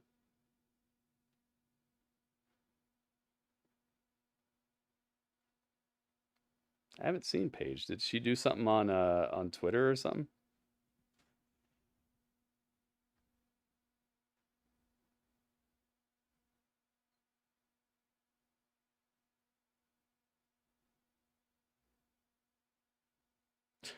Robert Stone was hoping that he could clean up. Got to do the cleanup crew situation. Oh my goodness. Are you ready for this?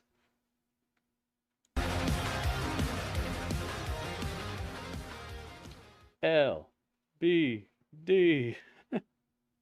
Lord Brother Darkness, thank you for the bits, man. Oh my goodness, 26 bits? Page and Total Divas. Oh, that's what you're talking about. The big dog. I see. Oh, we got subscribers too. It's Wayne. I think it said Wayne. Thank you. Thank you for subscribing. It's time for the BCC, guys. The American Dragon, Bryan Danielson, and Gia! Ay. Oh, that's you, Wayne. I see. LBD, thank you so much for the bits, man. Welcome. What an entrance.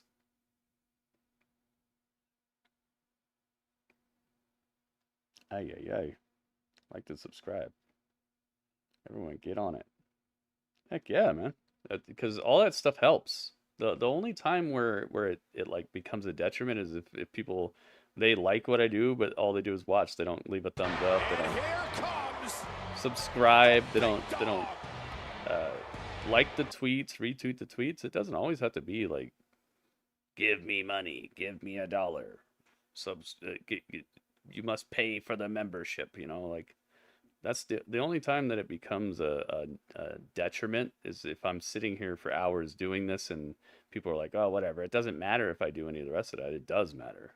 All the rest of that stuff is what bridges the gap. So if you can, please like the stream, retweet the tweets, like the tweets, guys. These things help. And in a lot of cases, they help just as much or even more because it's helping other people to find the stream. So if you don't have $1, somebody who does have $1 finds the stream and they give $1. And on top of that, you're enjoying it. And now on top of that, that person is enjoying the stream and they never even knew it existed because all I have is my reach. You know, when I tweet, the people who follow me see the tweet, but the people who follow you see the tweet. Now we're up to something, you know? So please help out if you guys can. I don't want to beg for it, but I'm saying this is my real life job. So if you guys like what I do, please support it however you can. And their opponents from CMLL, Volodor Jr. Hechicero. This guy was killing it on Collision. That's Dorada on the right side of your screen. Hechicero center. Oh my goodness. Volodor Jr. The flames. Those flames are hot, man. You saw they had their hands out, and as soon as the flames hit, they were like, okay, never mind. I'm not going to have my hands out anymore. So it's Jon Moxley.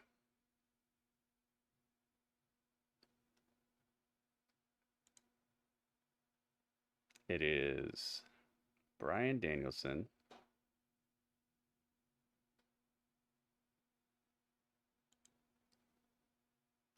Got to move Moxley over a little bit. He's a little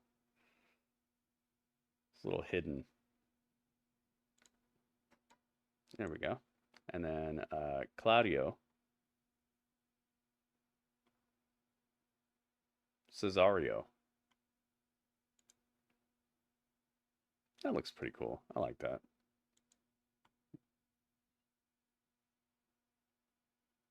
Yeah, I saw her new shirt. Her Cry About It shirt. Or will it be one that favors Blackpool Combat Club? Let's Hechicero, go. Bryan Danielson starting things off with their respective sides, picking up where they left off this past Saturday at Collision. That was a good match. Hechicero looked incredibly dominant and technical and strong. I liked his performance. He actually had a really good look to him, too.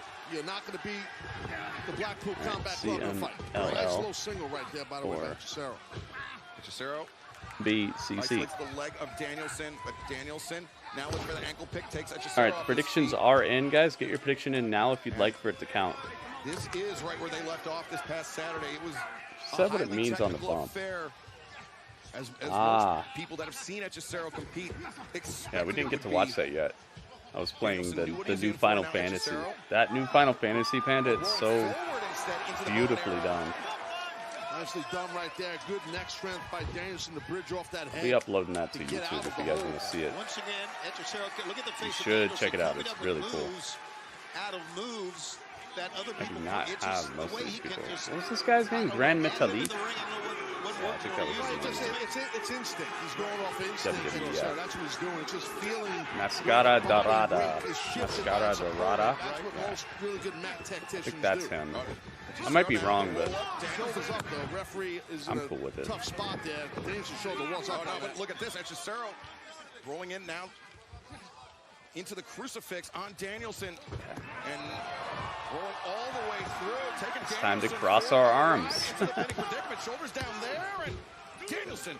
That'll make you dizzy like crazy right there. And while you get your head getting pushed forward, too. That's tough. And fans remember, big night of Is action. that the We've bump? already You don't know what seen the big bump night is? of action It's still a to come it's a tonight. show Remember, that Tony Khan WWE does has his on major YouTube. It's a announcement live stream tonight show on where they Dynamite. bring on Plus, different wrestlers the to answer Alpha questions versus the and Ocho. talk about what's Konosuke happening Takeshita. next. Chris Jericho one-on-one for the first time in an AEW ring. Look at the BCC. Yeah, me too. Our main event, Sting and Darby Allin challenging. Look at SmackDown. It has floor seats right when you come down the entrance ramp and Kahani Fires that overhand chop, Tony. came out and they heat up the. Oh, Kane. Claudio was daring him to hit him, and Yeah, crazy hot. When I took Dudley to Raw, he actually got a little sizzly from the fire. That's what he did. Dorada. Whoa! Yeah, that's when you got scared of Brock Lesnar, Dudley, remember? Dudley got scared. Brock Lesnar's pyro scared Dudley. There's a video of it on the internet where I took Dudley to Raw. Like, for real, for real. It's not a joke. Nice counter by Dorada. Dorada up to the ropes. Finds his balance on the top. Vaults back into the ring. Step up. Oh, no.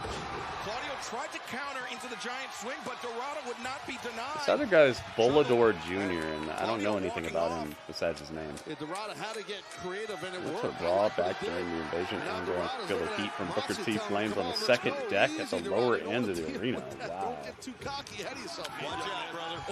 I hate that Scott's fired. Yeah, Luke, but you don't know why he got fired, so I wouldn't get too far ahead of yourself. He had an incredible series of matches last year with Rocky Romero. It does suck to see people lose their job, but like, we don't know the details, and so it might be like might actually be a good reason. But he's never been in the ring with somebody like John Moxley. As Volodor steps up. I like Scott D'Amore a lot, but that doesn't mean I know him.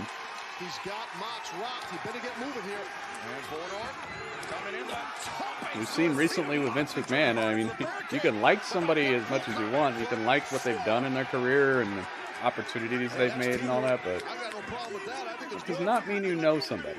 And referee Brandon Martinez trying to restore order here. That must have been crazy, right, WD? Tensions understandably high. That's what I'm saying. There had to be some sort of reason. They let him be the face of the rebrand, and now all of a sudden he's gone. It's like, simple for me. I'm not on the fence on this. I want to see the BCC whoop these guys. We saw him more during the rebrand than basically anybody else on the roster. He was the face of the rebrand. And they attacked one of the standard bearers. So I'm not getting ahead of myself. I'm just going to say it's unfortunate when anybody loses their job, and I really liked the work he did. But we'll have to find out why and all that. Just takes patience. Brandon Martinez trying to restore order. Fans, we're going to stick with this in picture-in-picture. Don't miss Everyone might say this is a great match. All I see is spot fest. Chemistry is off. To see them waiting on each other's move. Yeah, well, they work two different companies and two different styles and such. That's all it's ever going to be. And on top of that, Oh yeah, that's what it's about. Egos, agendas, all sorts of things. It's not going to be a thing where anybody they're never going to hear that they didn't do the right thing tonight. All they're going to hear is good job. So TBS on nationwide TV. plus they're in the perfect place to be pulling off some CMLL stuff, man. They're in Phoenix, Arizona. Trust me. This crowd is loving that they're seeing luchadors in this ring from actual Mexico. Now, Blackpool Combat Club feeling very confident right now. This is that match, you know. The saddest part, though, is that you're going to have a tag team match later for the title that's probably not going to be as impressive as this.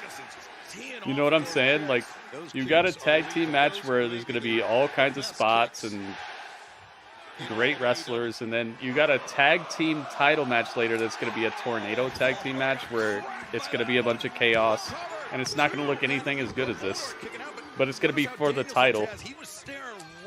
I feel like this was the wrong night to do this match. Well, it's the right night to do this match, but maybe the wrong night to do the other match. Or the wrong night for the other match to be a tornado tag team match. Should have just been a straight up real rules tag team match. I think that would have been best. That way you could separate the two, because you know the tornado tag team match, everyone's going to be getting involved. Nothing's going to be an actual tag team about it, and that's what we're seeing here. Just a bunch of just jumping people, everyone getting involved, and just spot. So it's like what I was saying earlier about differentiating matches and making each match have an identity. Late kick out by Volodor Jr. I think the both of us might have been doing this. Wow. Kind of Dude, Cesaro is so, I mean, Claudio's so buff. Very much so. Claudio now. You thought the first match was predictable? I didn't think that at all. You thought it was going to be a draw from the very beginning? I didn't hear anybody saying that. Second match he books Toni against the same woman Deanna beat already. Small thing to talk about. Yeah, but she actually had wins, I guess. So yeah, it is a little weird. Claudio once again back on his man. You beautiful WWF animal, you. Welcome back to AEW Dynamite, live on TBS. Red Hot Trios action. The Blackpool Combat Club versus the stars of CMLL, Hechicero, Mascara, Dorada, and the man in the ring, Volodor Jr. Volodor very desperately needs a tag, but Taz, Blackpool Combat Club doing everything in their power to prevent it. Yeah, the proverbial cut the ring in half, and that's what the BCC is. Oh, boy. Giant swing, Volodor Jr. going for Dude, a ride. Claudio is swinging Volodor as high as I've ever seen him swing anybody. Powerless to stop this. Swing City. They didn't count either. I love that. Did you hear that? The crowd did not do the 1, 2, 3, the corny count where they're not even keeping track of the revolutions. They didn't go 1, 2, 3, 4, 5, 6. You know, where they're not even counting how many actual revolutions. They're just counting. At the hands of the Blackpool Combat Club. Yeah, minutes. They were just like, yo, that looks cool. When you add the fact that Blackpool Combat Club is doing it, avoiding women's matches, dude. I think we already got our taste of the women's division for the night. Sadly. kick to that chest. Moxley, he absorbed that, did Moxley. I thought Panda was telling me that we were going to see Paige tonight, but she was talking about Total Divas. I think Claudio could swing someone out of the ring. Yes. It would have to be like Marco Stunt, though. It'd have to be somebody very small. Marco Stunt, Rockstar Spud. Somebody like that. Because he's got to get an upward spin on him, and you can't really do that with a lot of like 180-pound plus people. It's got to be like 130 to maybe 150. Like you really physically you can't do it. There's just physics involved. Beautiful. Oh my God, beautiful Rana. You saw that flipping Rana? That was gorgeous. The crowd lost it. The crowd saw him flip it and he came down with it. The crowd just blew up. Oh my goodness. Even Jimmy John's had to hit us for that. They were like, wait a minute.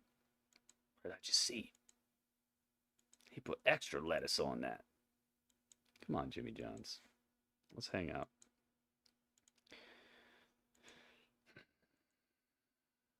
Jimmy Johns is working overtime on this one.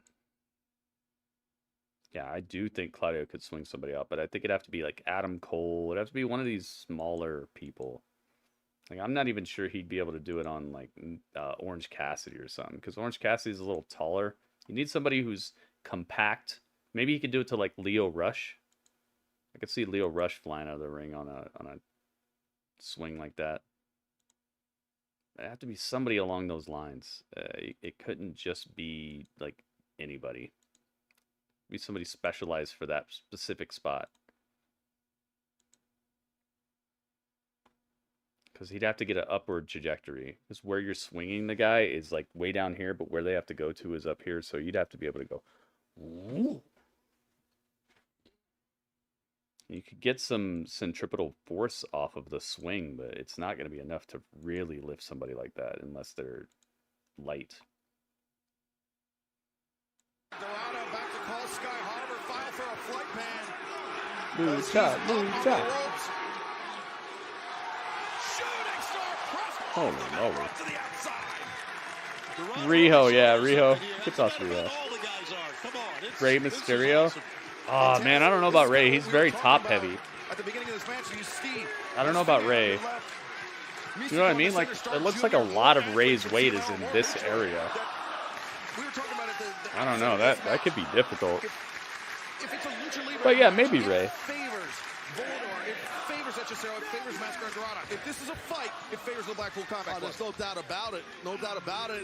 A fight or a mat game. Hechicero off the top. Danielson. Hechicero. Clutching that face. Remember, Danielson. Dude, everybody's in the ring. Suffering that cracked orbital. There's only like 2 people who aren't in the ring right now. These 2 big guys here. Maybe 1 person. Hechicero, undoubtedly the hardest hitter on the. Yeah, Rey might be hard. He's compact, but a lot of his weight is up top, so the heavy part is up top. I'd say with somebody like Leo Rush, it's so like evenly distributed, and he's shorter, so you could probably. I'd love to see it. We should do an experiment. We should have a Claudio experiment. Nice move, yo. Hechicero's got mad holds. Is Rey the smallest heavyweight champion ever still? What do you mean by smallest though? Like in terms of height or weight?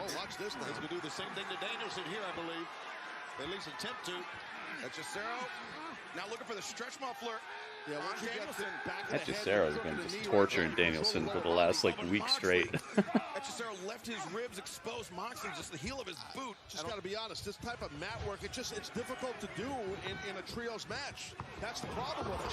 Dorada got launched up, connects with the drop. Height-wise, yeah, I'd say so. I'd say so. Hechicero. I can't imagine anybody being shorter than him right now. I'm trying to go through it in my head, and I don't know. I don't know how tall David Arquette is, but I'm pretty sure Rey Mysterio's shorter than David Arquette. Yo, oh my God, I thought they got him. That was a great false finish right there. That's how he's able to sustain something like that. I mean, that's a great adaptation by Hechicero. You might be able to surprise me. Maybe somebody won it one night for like a couple seconds, and I don't remember it. But I would say you're probably right. Bryan Danielson's still not won a title yet in this company? No. What? Oh, there's cheating. Kind of.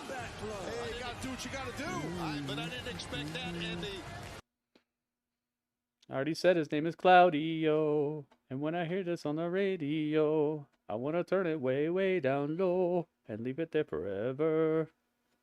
Oh, new luchadors have jumped the barricade. One of them has a like Amon-Ra mask or something. Is that his luchador name, Amon-Ra? Claudio could toss Micro-Man. Yeah, definitely. Team AEW, Christopher Daniels. Is this going to be what they do for Blood and Guts this year? CMLL versus AEW inside the Blood and Guts cell? I think that might be what they're trying to do here. This might be where Tony Khan does the announcement. Tony Khan's major announcement is, in our next show in Boston or whatever, we're gonna have Blood and Guts, and it's gonna be CMLL versus AEW inside the Blood and Guts cage. I'm down with that. If they start telling us about these people, if they start telling us, Hechicero trained with the finest samurai in Japan and honed his craft by being beaten with bamboo sticks for 28 hours a day or whatever, just like make it sound crazy. And then, this guy Amun-Ra is from the depths of a vault in Egypt that was uncovered by an archaeologist, and like make me care about these CMLL guys, man. The beatdown backstage. Chuck Taylor's getting beat up by the mid-card mafia. Oh, Chuck Taylor, no! Anubis, Anubis. Yeah, new luchadors from another company. CMLL, Panda. They're a company in Mexico. There's a company that Conan, the guy who inducted Rey Mysterio into the Hall of Fame, he runs a company called AAA. That's the Triple Mania with the Psycho Clown. Then there's another company that they hate, that literally they won't allow people to work with them if they're working with the same people. So, like if AEW is working with CMLL, AAA is like, nah, forget it. We're not working with you. They hate CMLL with a passion to the point where they have this like blood feud, and it's not fake. It's for real, because of years and years of CMLL is, I think it's the oldest wrestling company on the planet.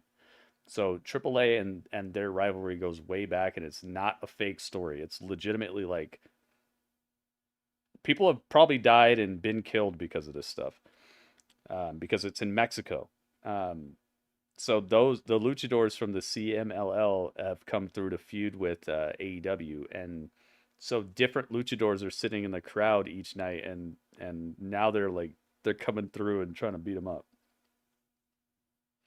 Yeah, Anubis mask. That's what it is, Anubis. Chuck Taylor should get stomped out by people in Converse sneakers.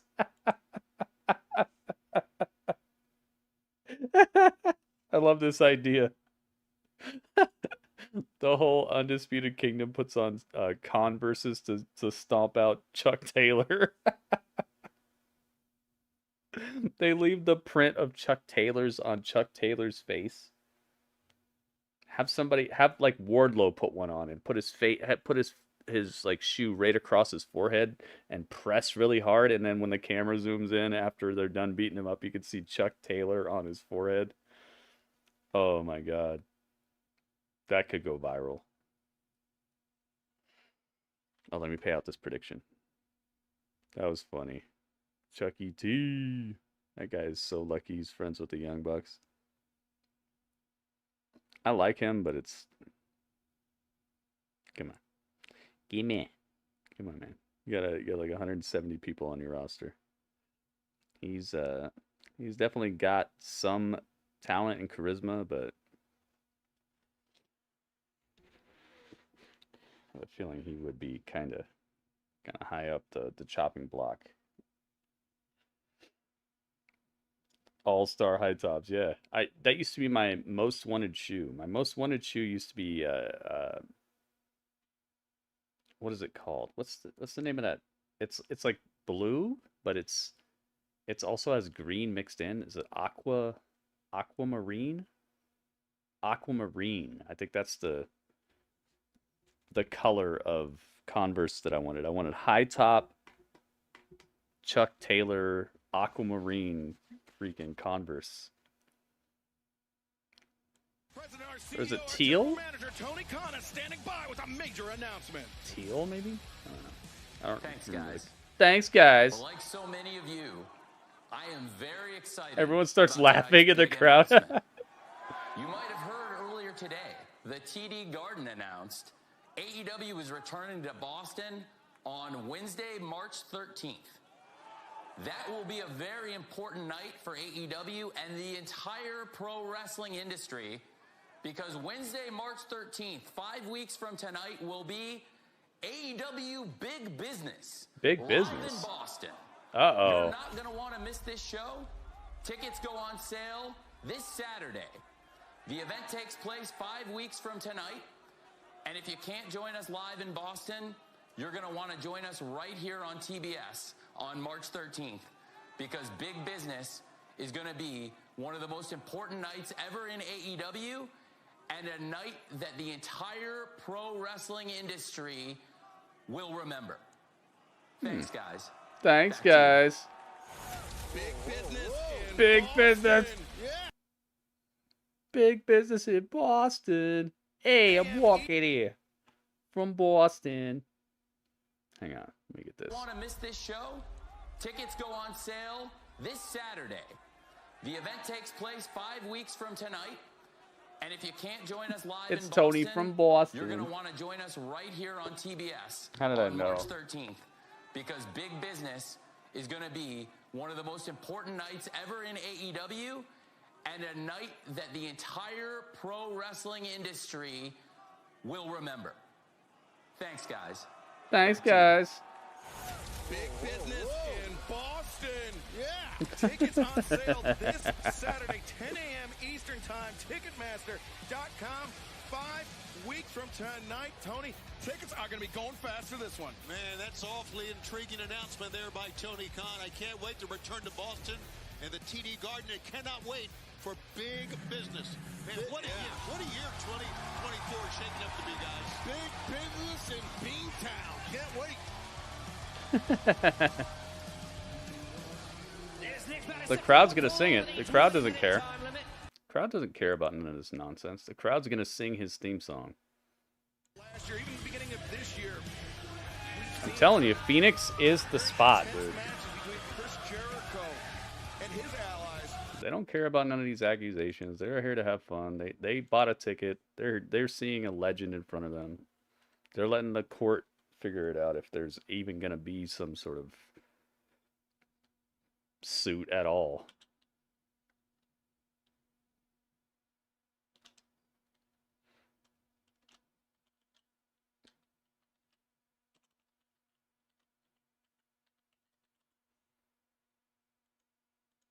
Which is exactly how you would want it to be. Everybody in here would hope that if anybody ever accused you of something, that you would possibly get your fair share, and people would not try to convict you in a public court instead of an actual court. Fire truck, what was the announcement?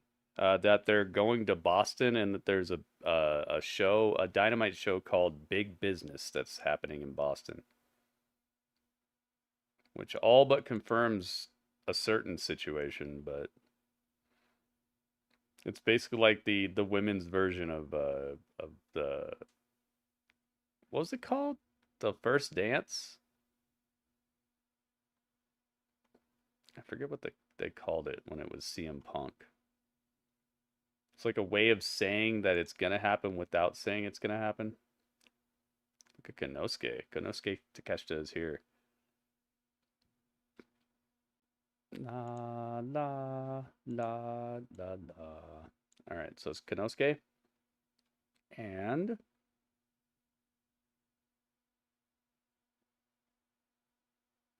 Chris Jericho in his average ego size. He's ego-sized. All right, let's get this prediction in here. See what you guys think is about to happen. To Taz's point, Don Callis did play a pivotal role in the career, in the development of Kenny Omega. Oh, what a shot!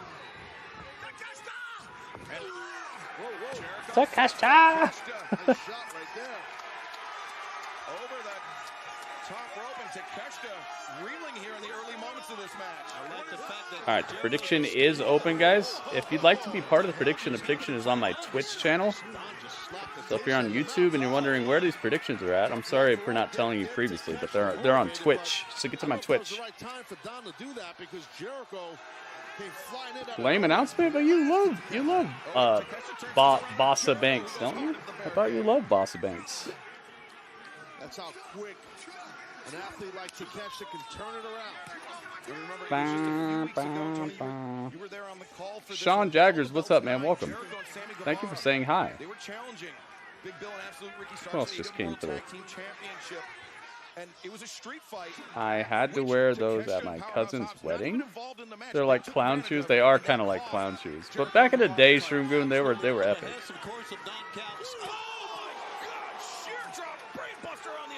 Beatty's in the house. What's up, Beatty? Welcome back. You see, Bryce Remsburg's going to check and see if Jericho can continue after that. It's like Triple H coming out before Elimination Chamber happens. Say Elimination Chamber is that Saturday when it's on the entrance thing. I know, right? Like it's like we know you're going there, right? I agree, Panda, but I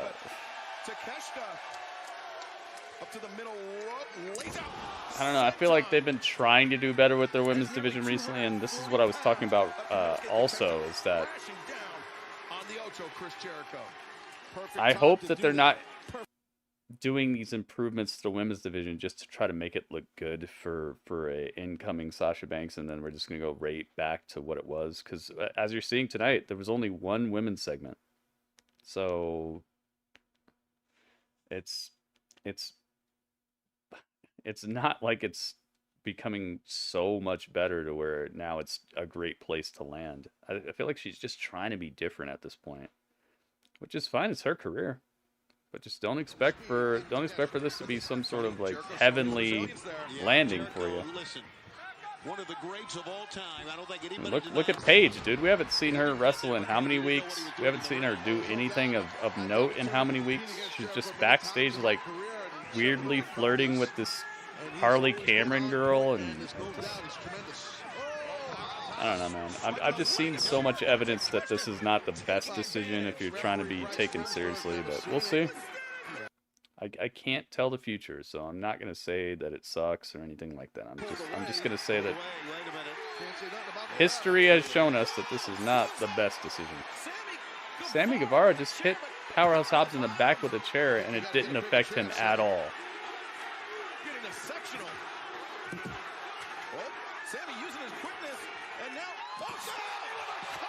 Sammy with a cutter on Powerhouse Hobbs. Sammy Guevara coming out here on fire. And Hobbs. He hit him in the face with a chair. The hands were down. Hobbs had no chance to protect himself. You know what they say about big business? Yeah, Andrew, I see it. Andrew, welcome back, by the way. Dudley is all elite. Yeah. You know what it is. That's how Tony Khan tried to tease that Dudley's going to be all elite. Yeah, he smashed him in the face with a chair. Boston even only means Sasha Banks is returning. I don't care if you delete this because it's true. I'll cry about it. Wait, what? Panda, I was agreeing with you. What the heck? This match continues in picture-in-picture. Don't go anywhere. But you're talking about it like you don't care about it. I thought you liked Sasha Banks. A great amount of awareness, but I think putting the mask on may have cost him that time. Yeah, really, I mean, it inhibits your visibility. Sure. Yeah, he kind of caught Takeshita to the side a little bit, and then but he's smart enough to go in there and break the count to avoid the referee, Remsburg. Yeah, he smashed him right in his face with the chair. If anything is smart on her part. She gets paid. They only have... Yeah, that's true. I get it. If she only wants to wrestle maybe 6 times a year and wants to get paid mad money, it sounds like a good idea for anybody. That's the problem. That's part of the problem with this entire promotion is that the paychecks are way too high and the output is way too just wrestle-centric. To where you see your favorite wrestlers sometimes once every 3rd month. And the people getting paid the most don't have to really do much. Superplex possibly here. Yeah, it is a big one. unless they feel like it. And then the people who feel like it do too much. It's like they're in charge of their output, so they do too much. Very impressive. We'll see, though. We'll see what happens. Sensation all too well. Yeah. An athlete is fighting you with every ounce of his weight, and you're just going to muscle him over no matter what. You got to muscle him over, but you got to keep it's fine with me, man. That's exactly what Takeshita did. Even though maybe she can stay healthy. You know? She only has to wrestle once every other month or third month. And you're going to outdo the power. She might be able to get a full year of wrestling in. There you go. You know it better than anybody. Technique by Takeshita. Plus, she's going to bring mad personality to this place. We've seen how successful you can be here by just having a gimmick, having a personality, and not just being, I'm going to wrestle tonight and I'm going to win because I like winning. You know, she could bring something else, so that might differentiate her and bring a little bit more flavor to the programming. No, you can't, Taz. I mean. So it could be a good upgrade. Just have to see how consistent it's going to be. We've already seen what happens when you bring in larger-than-life talents to be game changers in the women's division.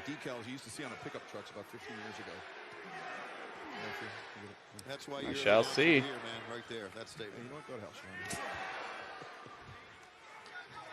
Yo, how much is on Jericho? Hang on, what? How much is on Jericho right now? Chris Jericho, Konosuke Takeshita, the Ocho, 69,000. Yo, whoever put that 2K on Takeshita, you're about to cash in. Almost to the eyes. I think maybe he punched him in the eyes that time. Gouged him. As Takeshita. I'm very, very happy to announce whoever put that 2K on Konosuke is about to cash in. It's a wrap for Jericho. Page is still a game changer. Yeah. To get paid mad money to not even be here. That does change the game. Game changer does not imply that it's something good. Changing the game does not necessarily mean that it's just gonna be great. You can change the game in a not so positive way. Saturday, 10 a.m. Eastern, Ticketmaster.com. I mean, it's good for her. It's positive for her. Can't wait for that. For the rest of us, I don't know. Great venue, great wrestling town. Boston is. Watch Takeshita here on the top. Jericho could be taking it easy, but he's out there getting beat down almost every week. You have to give him a little props for that. Yeah, if it was about that, but it's not. Athlete like a Chris Jericho. Jericho, but Takeshita likewise got the knees up, Tony. Yeah, the Lion saw it. He thought he had it, but maybe wasted some time getting to the point of attack. I wish I got in on that the action. ropes that time. Yeah, man, I think he missed it. Moves, one of his trademarks. And Takeshita anticipated, countered it. Starting to chant Jericho's name here. We're right here in Phoenix. They're trying to get behind Jericho. Don Callis not happy hearing that. And Takeshita rising to his feet, battering Jericho, but Jericho firing back instead of the elbows. He was going with the right hands. Takeshita, no, Jericho rolls him. Nice reversal. Jericho's got him. Could be thinking Walls, no. Takeshita with the weird counter. Jericho kicking out, but Takeshita maintaining control. Caught up. Mask looked goofy on Jericho. Big business, Legato, yeah. It's funny, man. Oh my God, the strength of Takeshita. Did you see that? How the heck did he do that? Boy, the fans were right behind that one, man. They appreciated that. I mean, his whole body was underneath Chris. Still hard to do to really turn your opponent over like that. All that weight is in the air, Shivani. Yeah, absolutely. Show the replay. Make sure you guys come on through tomorrow during the but the strength too there, Taz. Yeah, the WrestleMania XL media event. I'll be covering it live from before it even starts till after it ends. So during the entirety of the press event. Cody Rhodes, The Rock, Roman Reigns, Rhea Ripley, Triple H. We're going to be finding out what's going on with WrestleMania, guys, so please be here, all right? I have a feeling this is going to be a accentuated event. Make sure you guys get to my YouTube channel as well, guys. I have it live right now. I have where you can find it and everything. Here, I'll bring it up once again. Make sure you guys are subscribed to my YouTube channel, because that's going to be the easiest way for you guys to be up on things. Let me show it to you.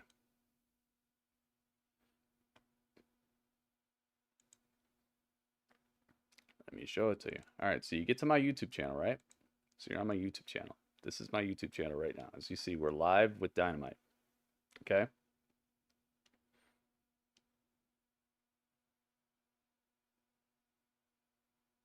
All right, so this is my YouTube channel. You go to live, okay? So this is where all the live streams are at. You just go to the live tab. All right, so you click on live, and then it's going to be right here. This is where all the live streams are at.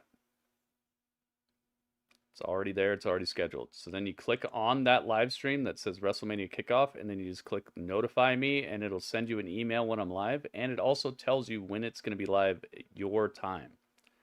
You see this? It'll tell you when it's going to be live your time, and it adjusts to where you live at too. So I don't know where you guys live at. So when you ask me start times, this is why I have to do this, because I don't know where you live, what your time zone is, or how to adjust it for, you know, Tokyo, Japan, or you know, Saudi Arabia. I don't know where you're at, but this is a really easy way to find out when it's happening, how to catch it, when it's going down, all that. It'll tell you how many hours are left until it starts, what day it's going to be, what time it's going to be your time. This is what it is, my time, but it'll change to your time when you get to this stream. So make sure you get over here, click like. Make sure that you click like, guys, because that's going to help it to get seen in the search results and everything. That's going to help me a lot, and it's going to help you as well, because you're going to know when it's going on, when to be there, and it's going to also let you know with an email once it's live, or when it's about to be live even. So please do that, guys. I'm doing a lot of work behind the scenes to make it easier for you guys, but I need you to like, just, you got to bridge the gap just a little bit by liking these things and following these things.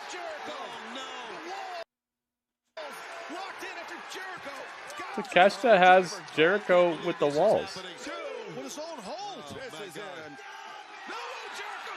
Jericho's out of the walls. Tomorrow, yeah. Make sure you guys get on over there, though, man. I want to see those likes go through the roof now. Now that I've taken the time to explain it and show it to you guys, let's make sure that we get everybody in here, like the stream, and he tapped out. Jericho tapped. Wow. He got tapped out by his own hold. Oh my goodness. Told you, man. Takeshita ain't losing. This is the guy who pinned Kenny Omega twice. He's not losing to no Jericho on just a random TV match. He's a terror, and he's great too. I like Konosuke Takeshita a lot. I think he's very presentable. He's got a great look, a great body. He's a good wrestler. He's strong as heck, as we saw. He was able to muscle Jericho up from like down here all the way into a suplex. Damn. Yo. And Jericho is just left laying. I like that. Jericho actually took one there. That's progress. There's no grass like progress, man. I like that. Dang. Went from 700 to 25K with that one. I told you, man. This guy, Konosuke, is not going to lose. He's not going to lose at all. Anytime you see him, just understand he's not going to lose. Nobody's beating this guy. And unless Kenny fully retires and is just done forever, nobody's beating this guy. Because they've already set him up to be only beaten by Kenny. Nobody else has dibs on this guy like that.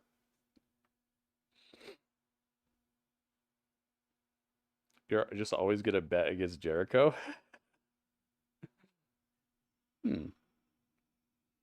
A pirate's life for me. Goki, what's up, man? Thank you for joining the YouTube stream. Make sure you guys, please. I don't like asking over and over again. I'm trying to make it a habit because I've noticed that people have made it a habit to not do these things. I've noticed that a lot of people have made it a habit to not like my tweets, not retweet the tweets, not like the streams, not share the streams to their own Twitter, not comment on my YouTube videos, not subscribe, not set their notifications to figure out when the live streams are happening and stuff like that. And these are the things that are going to help to create consistency.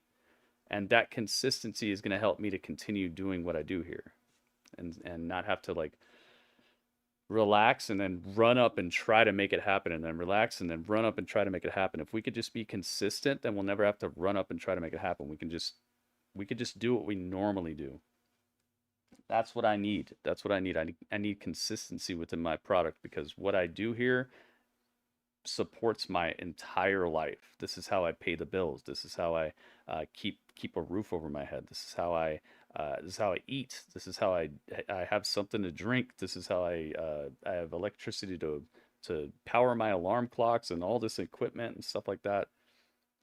I need consistency because having this up and down stuff, it makes it very difficult for me to have a relaxing day in my life, and being stressed out every single day of your life is not good for you.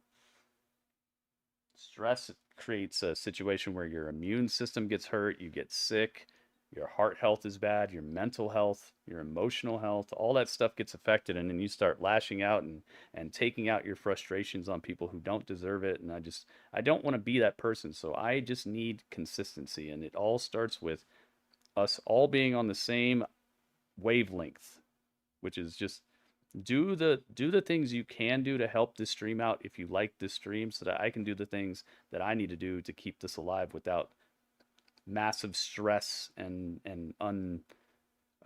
unconventional amounts of worry. Let's just not do that. Just like the stream if you can, guys. It takes 2 seconds.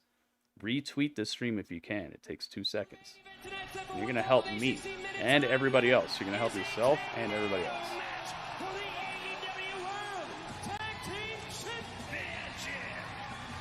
Here we go. The main event. Darby and Sting. And I know nobody wants to hear about it. I know you don't want to hear about it. But the thing is, if I don't tell you about it, you'll never hear about it again, because you won't see me again, and you'll have to find somebody else who's going to do what I do.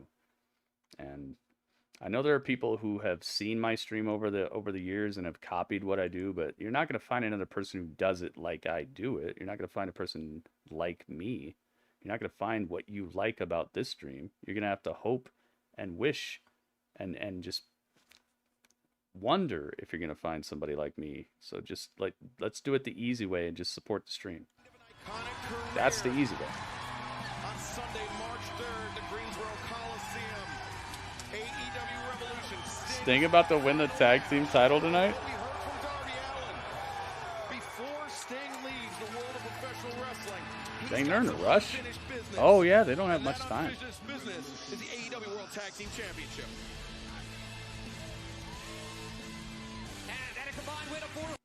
The crowd's mad quiet for Ricky. Why is this?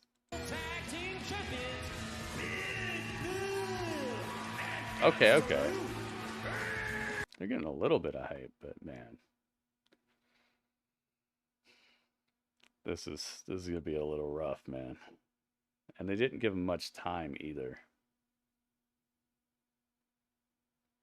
They're gonna have probably around 10 minutes worth of actual fighting here. Man, I didn't expect this.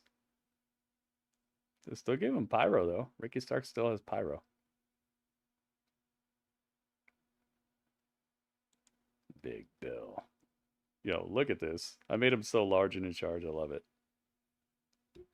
La la la la la. No Bullet Club? Yeah, but they're mostly like Collision right now. They have somewhat of a brand split going on.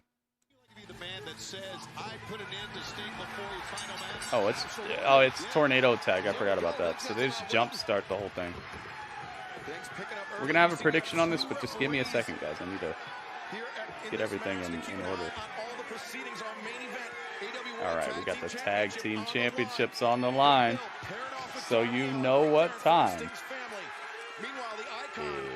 It's time to light it up. I've had a lot of them, and I'll tell you what, they really try on your body, and it's tough when you're outside of that ringside area. Anything can happen. Everything's a weapon. Who will Everything's win? legal. It's craziness. And it's not only crazy, Big it's Starks. so dangerous. And I think about Sting's great career, and I think about how many men Or have tried to end his career before. Darby Sting. You better believe that Big Bill and Ricky Starks are going to give it even more effort here tonight. Keep in mind, this is who's going to win the match, not who's going to win the title. So maybe those could be just two separate things. I don't know if that could be possible tonight, but I'm just going to say it anyway. This is who's going to win the match. Who's going to be declared the winner of the match. Inside AEW or outside AEW. I'm thinking about when Sting and Darby traveled to Japan. They teamed with the great Tornado. You know what time it is. They were victorious in that match. But Big Bill absolutely. Legato knows what time it is. J-Rock knows what time it is. Excalibur knows what time it is. Robert Stone knows what time it is. Radio says it's time, so I think radio knows. AEW, as of late, been kind of bad. Barely any promos. Just 2 hours full of matches. I feel like that's part of the reason that they're seeing diminished ticket sales. They're overly stimulating their crowds on the wrestling side of things. They're desensitizing crowds. Sting is Sting off the top. He came off the top of the entranceway and smashed everybody. Oh man, I hope he didn't hurt himself. It looked like he might have hit his jaw right on top of Big Bill's head. I can't believe what we just saw. We're going to see it again. Amazing. Oh no, on his shoulder. Yes, he is. He's up. Oh my He's goodness. like a fine wine, man. He just gets better with age. Holy moly. The adoration of the fans. Oh, yeah. The icon is feeling it tonight. That is unbelievable. Well, fans, don't go anywhere. Our main event continues, and picture-in-picture can Sting and Darby Allin capture AEW gold. Oh my goodness. They're smashing each other on the outside. Hit him with the rubber trash can. Rubber trash can to the back. Remember when they did that in AAA and it looked so funny? People were getting hit with rubber trash cans and the announcers were like, "Oh!" Oh my God. I just think, Shivani, it's like he's on autopilot, man. That's just how, you know him longer than me. You know him very well, obviously, more than most of us, to be frank. So you know how he is. He's just got that adrenaline going. Yeah. What an incredible moment for that fan. You saw him, he was right next to Sting and he had his phone out like, yes. They had a piece of padding and they still missed it. Oh, I didn't see that.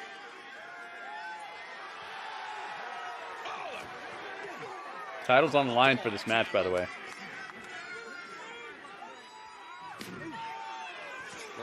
I'm sure there's a way that it could be where the title would not change hands off of a win, but I can't think of it right now.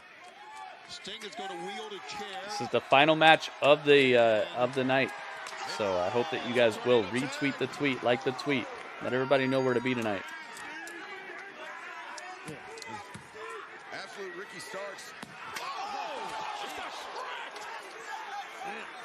Starks got the hand up, but I don't know if it made it up in time. Yeah, I tried to give him a bottle of water just to help the guy out. We used to be friends. We're still friends. He needs more than a bottle of water now. Maybe left over his head. He might need a medic. Holy crap. Darby Allin now in control. Absolute Ricky Starks. Sting with Big Bill flat out on the floor here in Phoenix. Let's not forget this is for the championship. And Big Bill and Ricky Starks have been great champions. They really have. And what a notch it would be to not only continue the title run, but to beat Sting and Darby Allin. How about that? Darby with the advantage. Magic Masala. Ooh. Darby creates distance only to close. Oh, the coffee splash countered in the corner. Meanwhile, Sting down on the floor ran into that right hand, didn't he? He did. And now Starks was able to slow down and shut down Darby Allin again. Magic Masala. Ooh. Utterly addictive cheddar corn. There it is. I knew we were going to see some cheddar corn. Mocking the icon. Let's go. Wait, what does this say? Our wild main event for the AEW World Tag Team Championship, a tornado match. Uh-oh. Wait a minute, what? Gonna fend off the challenge of Darby Allin and Sting the splash on Big Bill. Meanwhile, oh my God. I'm going to give you a dinosaur. I'm giving you a dinosaur radio.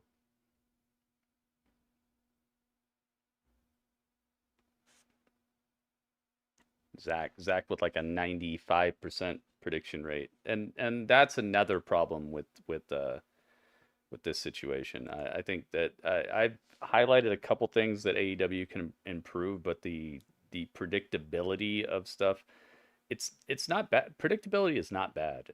Any sufficiently good story should be predictable in a certain way, because you don't just want, oh, and then Superman gets beat by a frog that wasn't in the story, like, why? What? Superman got beat by a frog. What happened? And then the comic's just over, and it's like, see you next week. It's like, no, you won't. You won't see me next week. What the heck? Any sufficiently good story should have a level of predictability about it. Predictability is not bad inherently. It's just when it's every match, it's a little, I don't know. And I'm not saying that it is every match, but it is most matches. Orange Cassidy defends against Ishii, and that is coming up. It's building up to be a great collision in Las Vegas. And predictability becomes really bad when the match is predictable, but the match still somehow becomes the most competitive match possible. It's like, okay, so I know who's going to win, but this other guy is suddenly so incredibly strong. Like, what? If he was that strong, why is he 8-29? Like, if he's hanging with Moxley for 20 minutes, why is he 8-29? It's almost like you didn't tell the right story the whole time. Sorry, but if you're 8-29 or 1-18 or something, you shouldn't be wrestling 20 minutes versus the most dominant world champion of all time or whatever. Some part of your story was not told correctly at that point. It's either what's happening right now or what happened previous to now. Oh my God, Darby. No, Darby. This guy, Darby, is not going to live. He's going to live, but he's not going to be walking around. He's going to be in a wheelchair. He's going to be Professor Darby. He's going to have the D-Men. They're not the X-Men, they'll be the D-Men. I guess Professor Xavier's last name is Xavier, so he'd be the A-Men. The A-Men. The A-Men. Darby's going to be rolling around in a wheelchair with a bunch of young wrestlers under his tutelage. He's going to teach how to be as crazy as him, called the A-Men, and they're just happy to be alive after every spot. They're going to be called the A-Men. The A-Men. They're just going to be happy to be alive every time that they do a spot. That's why they're called the A-Men. It's perfect. I don't want Darby to get hurt, man, but this guy is just... He's got it. He's got that wish, man. He's got it within him. I can see it in his eyes. Oh, my God. No. The table involved. They were about to put Darby out of commission. Here comes Sting with a back elbow and a punch and a back elbow and a punch and a back elbow and a punch and a back elbow. No, and a clothesline to Ricky Starks. Big Bill, are you going to choke slam Sting on this?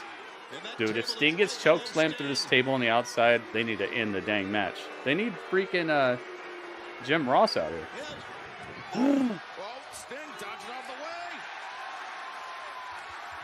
Oh my God. They could swerve us. Yeah, I mean, I'm not saying every match is predictable, but it's just like so many of them are, but then they end up really long-lived matches too. It's like, okay, so the match is extremely predictable, but there always has to be some like weird cheating or something for the match to be over. But the guys that are fighting couldn't be further apart in terms of rankings and wins and losses and stuff. Why are they so far apart in terms of wins and losses if they're so close together in terms of ability? And there's the match we were talking about this Saturday on Collision. What a hard landing. But right now, Darby, Bobby splash in that corner. Stinger splash. I love a good underdog story, but not every match is an underdog story. If every match is an underdog story, then no match becomes an underdog story. Oh my god. Yo, he hit a code red on Big Bill? Oh my goodness. Yo, you see this? Coffin drop. To the outside. Sting's in trouble here. Ricky Starks, no. Splats to the mat. What you think about that? Center of the ring. Scorpion deathlock. If he turns it, this might be over. Wait. Darby's on Big Bill's back, but Big Bill is just trampling his way over the top rope to the ring. Can he get in there? What is this? He stopped him. He put him through the table.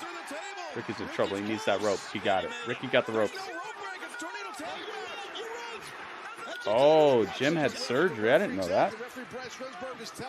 I didn't know that. I hope he's doing well. I'm sorry. I didn't know that. I just thought maybe they were leaving him off TV again. I hope he's doing all right, man. I'm going to have to check in and say what's up. Oh my god, Ricky tore the turnbuckle off. The turnbuckle pad got torn off right as Sting went for the splash, Stinger splash in the corner, and splashed his sternum all over the steel.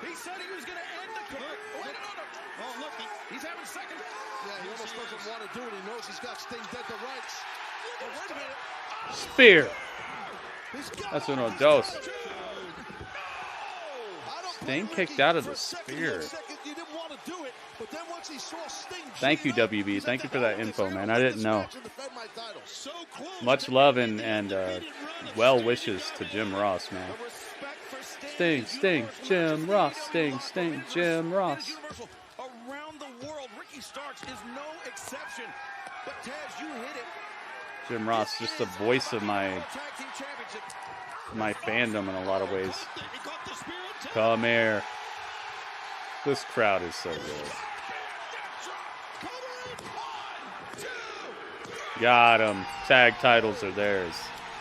Scorpion death drop to Ricky Starks. Man, the honor that must be. As a wrestler, that's got to be an honor, man.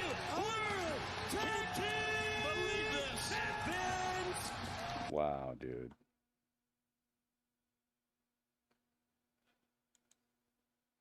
That's got to be an honor. Are you kidding me? How epic is that? You were a tag team champion, and the person who pins you for it, you didn't lose it to anybody else. You lost it to Sting, dude. Come on, man. Yeah, dude, he would have loved to call the match too.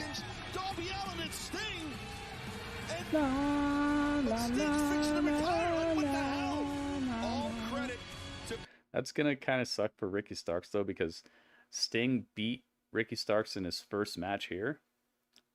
Are those Sting's sons? Who are those people they keep showing? They're kind of buff, kind of boof. I really appreciate that, Zach. Thank you for the words of positivity about my channel, dude. I really try. Yeah, this is his first title. Sting hasn't won anything here. Are those his sons or what? They're probably telling me. They kind of look like Sting. I think those are his sons. Yeah, I think those are Sting's sons. They look like him. Give him the title. Yo, and I'm so happy for Phoenix, too. Phoenix deserves this, man. What a great crowd. Epic, dude.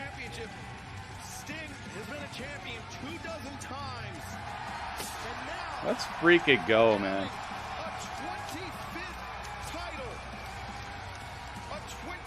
gotta get this. I gotta have this. Give it to me. I need the real.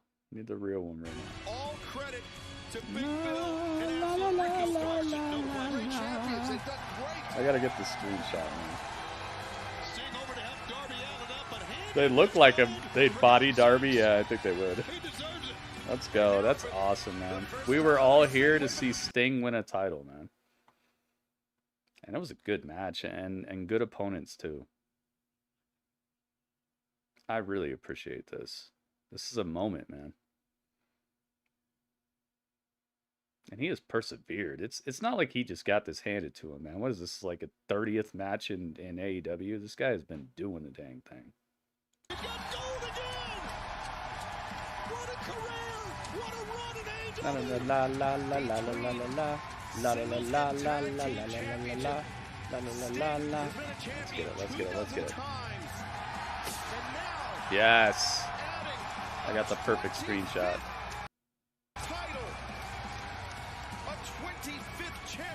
A 25th championship. What happened? What happened? Oh, Matthew and Nick? Matthew and Nicholas. Matthew and Nicholas, what the hell are they doing here? Matthew and Nicholas. Oh no. They're getting beat down. Completely upstaging this moment. This is despicable. Look at them. Completely upstaging. Hell, they're beating the hell out of people. Stole the spotlight and putting the beat down on the brand new tag team champions. Darby is split open, by the way. And that is Darby's blood all over.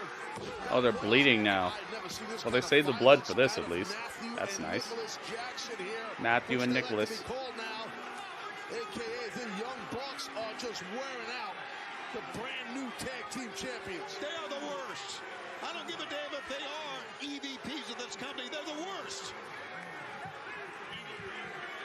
Oh, wait a second. EVP trigger, and they're wearing white suits so the blood gets all over them. I see it. I see it. Matthew, he called me into his office earlier today. Oh, brother. He said very pointedly, it's no longer the PT trigger, it's the EVP trigger. Finest Tony Montana suits, yeah.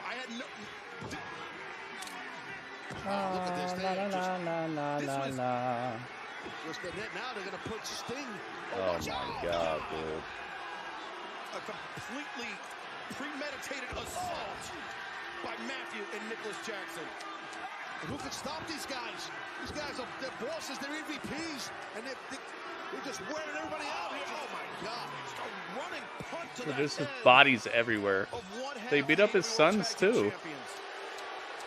It's the worst I've ever seen. And I've seen a lot of things here at AEW. Look at this violent attack by Matthew Jackson. And Darby just leaking blood all over the suit. This is just dastardly, man. Why would you do such a thing? EVPs, right? And these are two men that clearly believe they're above the law. Yeah, bullshit. Thank you, Tony. Thank you. This is... Now they got the belts. Wow. Despicable. Utterly despicable. The Young Bucks, like it or not, made a heavy statement right now. How do you spell Nicholas? Did I spell it right? This is beyond the pale. Matthew and Nicholas Jackson will never recover from what they did here.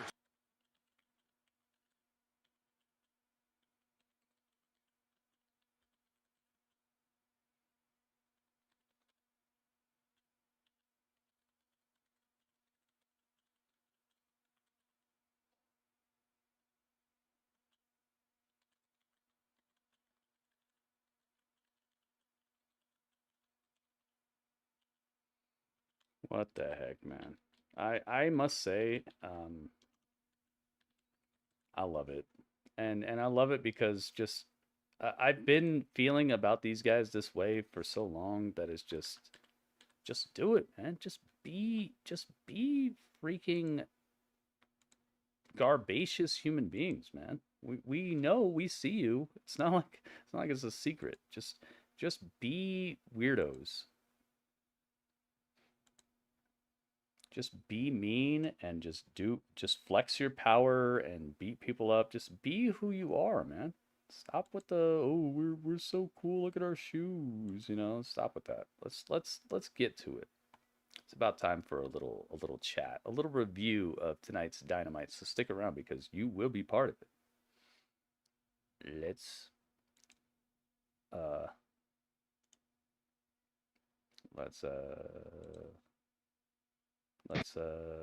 go. Okay, we got it. Let's go. With Detective Dudley.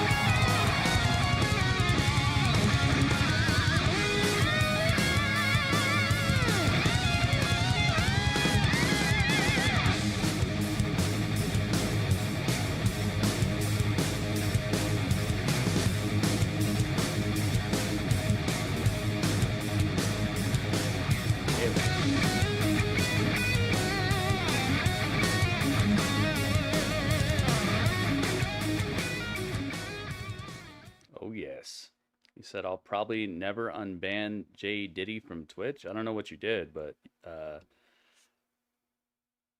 I think I have like 1,000 people banned on Twitch because people just come through and say weird stuff and do weird stuff. So what I would recommend for you to do is to just create a new Twitch account if you'd like to hang out, and just don't do whatever you did and don't act like however you acted, so that I don't lock onto you and find out that it's you, okay?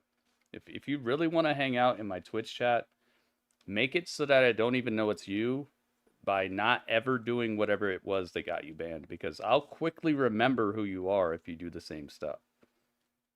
I'm not saying to ban evade, but I'm saying if you really want to hang out in my Twitch chat, your best bet is to just never do anything you did before, because something got you got. And I don't just go around banning people for no reason. I'm not like, oh, your name starts with an A. Banned, you know? You did something. So don't do something. How about that? We'll find out. We'll see if that hit home. I don't want to talk about it anymore, so don't ask me for any further details. Don't ask me to expand upon that. If you really want to hang out in my chat, I better just never know it's you again. Because just don't do it. Whatever you did got you banned, and it probably got you banned for a pretty good reason. All right, so it's time. Let's find out what you guys thought about this. What did you guys think about this episode of Dynamite? Let me get some of my background beats playing. I'm actually not going to exit that page because I still need that. I'm going to let you guys know. But let's go here. It is time. So what would you guys give this out of 10? Keep in mind, the highest score that I will take is a 8.4 out of 10. The lowest score I will take is a 7.0 out of 10. Okay, 7.0 is the lowest. 8.4 is the highest. Anywhere in between and you're golden. Let's find out what you guys got. And let's do it pretty snappy. So get it in here now, guys. Now's the time. Turn this down a little bit. It's a little loud, jeez. Okay. We can go like this. Okay. I got it now. All right, so 8.1 says Eric. I got you. Thank you for your input. Legato says 7.7, just a little below. I wonder what put it below. Legato, I'm always interested in these like fringe. I'm always interested when somebody gives a super low score, a super high score, or one of those like fringe scores that's right on the precipice of getting the point or not. I'd like to know, Legato, what had you go a little short from the cutoff? Thank you for your score, by the way, Legato. You don't have to tell me if you don't want to. It's up to you. Ryan says 7.7 as well. Thank you, Ryan. Same score, same thing. Goki says 7.95592. Oh, we got Panda Paw. Psh. Thank you, Goki. WB says 7.94. YouTube, you're allowed to score 2. Zach says 8.3. Oh, I got you. Dang, Zach. Zach loved it. Zach said it was the best show possible, basically, almost. Zach, I'm going to need to know why you gave it that. What made it get that high of a score for you? If you'd like to tell me, you don't have to. Oh, I got to pay out the prediction, too. WB, thank you. Portman says 8. Portman, thank you very much. And I don't know if everybody has welcomed Portman yet, but Portman is the newest sword bearer. Portman is the newest member of the Gritty Table. He's swinging the sword like Shinobi. He's the newest knighted member of Team Gritty. So if you guys have not said hi to him or given him props for achieving mod status, it would be cool to welcome Portman as the newest moderator. And props to all my moderators that are doing their job and holding the sword with some pride, man. I really appreciate you guys, and when I see you in the chat doing what mods should do, it just makes me so happy, and I'm glad that I have you guys around. Thank you so much. So thank you, Portman. It's Radio. Radio says 7.7592. We got another Panda Paw. Radio, thank you. Robert Stone says 7.6. Robert was like, it was good, but not good enough. Robert Stone, thank you. Excalibur says 7.68. 5592. That's a very particular score. You got the Panda Paw in there, though. Excalibur, thank you. J Rock. I saw the chips, by the way. I wonder what they taste like, man. I've never seen those before. We don't have those here, I don't think. Maybe in like a specialty store, but I've never seen them. Let's see. It's J Rock top. 7.58. 5592. Your score is almost identical to Excalibur's score, just off by like point something. 0.1. You got it. Thank you, J Rock. Middle of the program felt flat to me. Yeah, I agree. I think that the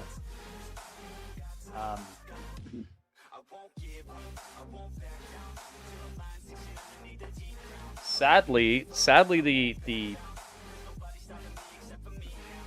gosh, I don't know, man. It's like, you know how when you take a test in school and there's like the stuff that you really studied hard for, and then there's that stuff where you're like, oh wait, what year did that happen? Oh, what is that term? It felt like the middle of the show was that, where it's like, oh, the women are here. Why does it matter? Oh, they had tattoos. Like I agree with you. There was a portion of the show that did fall flat. I see what you're talking about. Jake, what's up, Jake? You missed the Tony Khan big news. Big news is that they're doing another Dynamite, and it's happening in Chicago. So it was big news for, I would say, maybe 10% of his fan base. And maybe even not even that much, because it basically points to one person that could possibly be showing up, and that's a woman. And so if you're a big fan of AEW and you're a big fan of women's wrestling, you're probably like 10% of the audience right now, because it's just, these two things do not come together very often. So that was the announcement. I'm not trying to talk trash. It's just, I don't consider it a big announcement when 10% of your show is women and 90% of your show is men doing other stuff. Like, that's not big. That's a slightly larger than usual talking point at that point. So I feel you on that. Legato, I feel you on that, and Jake, that's what the announcement was. They're pretty tasty, dude. I gotta have them.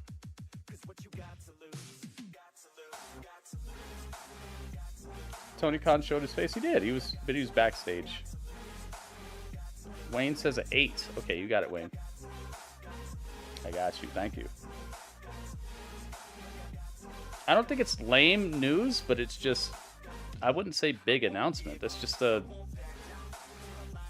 it's like, cool, you're going to Boston. How does that affect me at all? Like, as a fan, as the other 830,000 people who are not in the arena, who are not going to be in the arena at Boston, how is that big news for us? 7.6. Oh, Ringmaster. I see. No, I didn't miss your score. I just didn't get to it yet. 7.6. You got it. Thank you, Ringmaster. Make sure you get your score in here as soon as I ask, though, guys, because the longer you wait, the more possibility is that I'm going to miss it, because I'm going to be explaining things, responding to people, asking people for, like, why they thought certain things. I'm going to be reading the YouTube chat. I'm going to be getting prepared for the other math that I'm going to have to do. So just make sure you guys get your score in here right when I ask. The longer you wait, the more possibility it is that your score is going to be omitted, and not even on purpose. But thanks for letting me know, Ringmaster. I got you. Thank you for your score. All right, you guys got 10 seconds left. Any other scores need to be in the chat in the next 10 seconds, or else it's on you, not me. Further delay the actual news. Yeah, it's the CM Punk idea. Like how they like soft announced CM Punk without saying it, and they're about to find out what that does. It's the cry wolf thing, dude. You can't keep crying wolf. And I'm not saying that CM Punk was a cry wolf, but there's a big difference between CM Punk and Mercedes Moné. It's a big difference, man. They're about to find out what the difference is. But hopefully Boston's got that pride and they make it pop. I'm not wishing for the downfall. I'm just saying, dude, why does that matter to anybody besides those people? It would have been great if you would have announced that it's gonna have blood and guts or something, because then you would have known you're getting the Blackpool Combat Club versus the CMLL wrestlers inside a bloody freaking. It'd probably be an overly bloody match too, because you know Mexico doesn't mess around. And then on top of that, if that's not your flavor, then you could be looking forward to Sasha Banks and stuff. But they have some weeks to go. It felt a little underwhelming to me. All right, let's find out if Panda's got a score. Panda, you got a score for this episode, or do you care?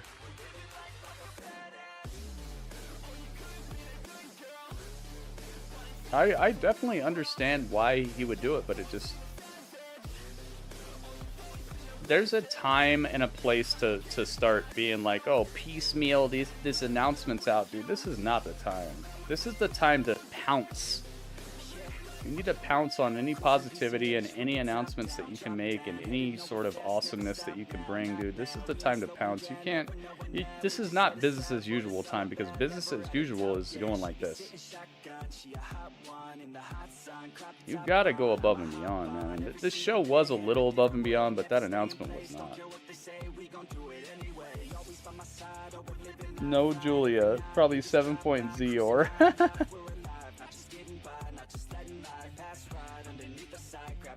Oh, Eric says MJF will be back, but is that your opinion? I gotta delete this message. You're saying it like it's for real news, dude. Don't say it like it's real news, because I'm just gonna delete your message.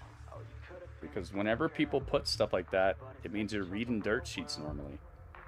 If it's your opinion, if it's just a prediction, then say that. Because people try to get slick. People try to get slick and list spoilers as their own opinions, and then I gotta execute Order 66 on that stuff. You're gonna get Order 66 if you try to put spoilers in my chat. So you better tell me that you just think that it's a possibility or something. Don't say it like it's news, because I will get rid of it. But this is a spoiler-free zone. We don't do that here. All right, please list it as a theory if it's a theory. Do not list it as news, because it will get eradicated. This is nothing against you, but this is the rules that I do here, because you can go to 150,000 other places on the internet who love spoilers, yet they claim to be wrestling fans. Yet every wrestling fan knows that surprises are best for business. There's a whole swath of people on the internet who have convinced you that spoilers are good. Yay, you should click on my videos, because they need that for money. They convinced you that what's worst for business, the worst for business, is good for them. They've convinced you that's what you're supposed to be. They've convinced you that's how you should be a wrestling fan. You should read spoilers even though you know surprises are best. They convinced you that you should click on their videos where they tell you what's about to happen, even though you know that spoilers were used to actually, in the Monday Night Wars, spoilers were used as part of the warfare. They spoiled each other's shows on purpose to downgrade their ratings. So if spoilers were used by wrestling companies to make you not want to watch wrestling, does that mean spoilers are good for wrestling? You got. The people who love spoilers right now and think that that's how you're supposed to be a wrestling fan, you've been bamboozled by influencers. You've let yourself be influenced in a way that you know is wrong. There's no situation where you need to know an outcome of a wrestling match before you watch it. There's no situation where you need to know who's showing up in the Rumble or any of that. You've let influencers change your idea of what works, even though you already know what works. Don't get got, man. Don't click on these videos. Don't support these freaking frauds, because that's what they are. They're defrauding you into being disappointed with wrestling, and you wonder why the average wrestling fan is less hype, less happy, less invested, less satisfied with wrestling recently. Is because the culture has changed to where you think it's good for spoilers, dude. Spoilers are not good at all, and they never have been. So don't do it, man. Next time you see a spoiler pop up, click block. Block these people, man. Start enjoying wrestling again. Start enjoying the heart of wrestling. What made you love wrestling in the first place? You didn't read about the taser to Goldberg before you saw it. You just saw it happen, and you went to school the next day like, oh my god, they tased Goldberg. Like, you didn't read about it a week ahead of time and then come to school like, yeah, that guy I read about was right about Goldberg getting tased. Come on, man. Let's get back to real. Get back to the real heart of this stuff.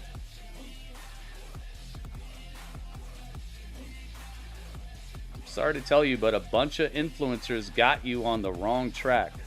The reason you don't like wrestling as much as you used to is because there are some other reasons, but one of the main reasons is because you've started to think that spoilers are a good thing. They're not.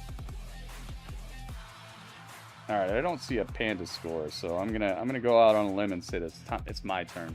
My score is gonna be a 7.8. I think that this show really did do the dang thing.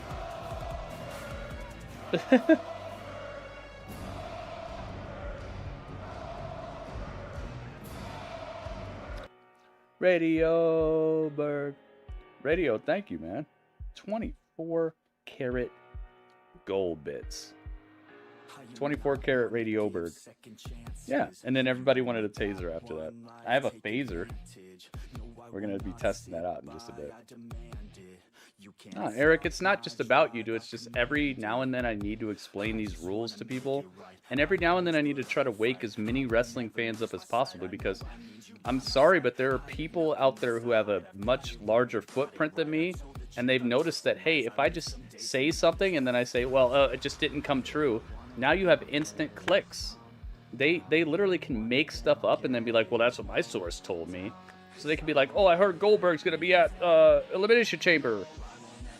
I heard Shane McMahon's coming back. Like, they can say whatever now. And so, like, not only do they get to make stuff up and get clicks for it, but now they've convinced people that you're supposed to want to know stuff ahead of time.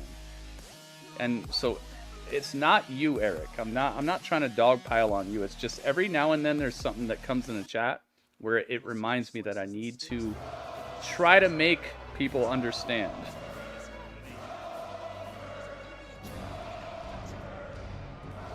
Goldberg. Yeah, I called him out because he listed it as a fact. I called him out. I'm saying it's not just him why I'm explaining this to people. I called him out because he did something that needed to be deleted. So I told him why his message got deleted. But now what I'm talking about is how the industry and how the culture has gone in this direction. I wouldn't say the industry. I'd say the culture of being a wrestling fan on the internet has moved into the spoilerville, where that's how you're supposed to be a wrestling fan. So I'm explaining it to people who don't know how we get down in here. I know that's all the rage in the other streams and other chats. We just don't do that here. Radio, thank you for the bits again. Yes, Eric, I'm streaming the WrestleMania press event. I have it live on my YouTube channel right now, so make sure you guys get over there and check it out. Here, let me show it to you guys again, just in case. There are some people who don't know. You see what I'm saying, WB? You see what I'm talking about? Sometimes I have to repeat myself because there are some people who don't hear what I'm saying. Here it is. My YouTube event. It is already on my YouTube channel. It says it's live in 20 hours. Maybe you can't read that. Let me blow it up a little bit. Can I blow it up? Make sure you guys are here tomorrow, all right? It's already live. I spent a few, I wouldn't say an hour, but I'd say I spent some time making this thumbnail. So get on over there, guys. Click the like on the stream and click notify me. You see where it says notify me right here? Click on that. That'll tell you exactly when it's live. It'll let you know ahead of time even. And it also adjusts to your time. So where it says 4:45 my time, it's going to change to whatever time zone you're in so that you can know when the stream is live. All right? Make sure you guys get to my YouTube channel. And also make sure you ring that bell because that bell is going to let you know when I'm live, when I'm uploading videos, all kinds of stuff. And you guys won't have to ask me. You won't have to worry about, oh, did he say it earlier or anything like that. Do it, guys. Get on over there. I called Goldberg out? Did I? When did I call out Goldberg? I would not dare do such a thing.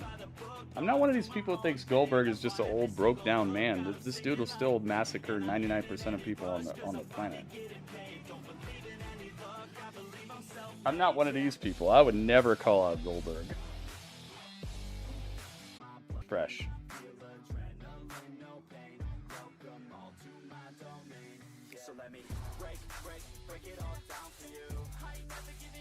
I did not go offline at all during any of that.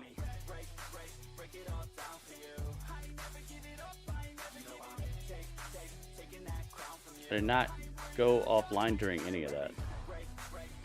It literally switched my stream key during the stream.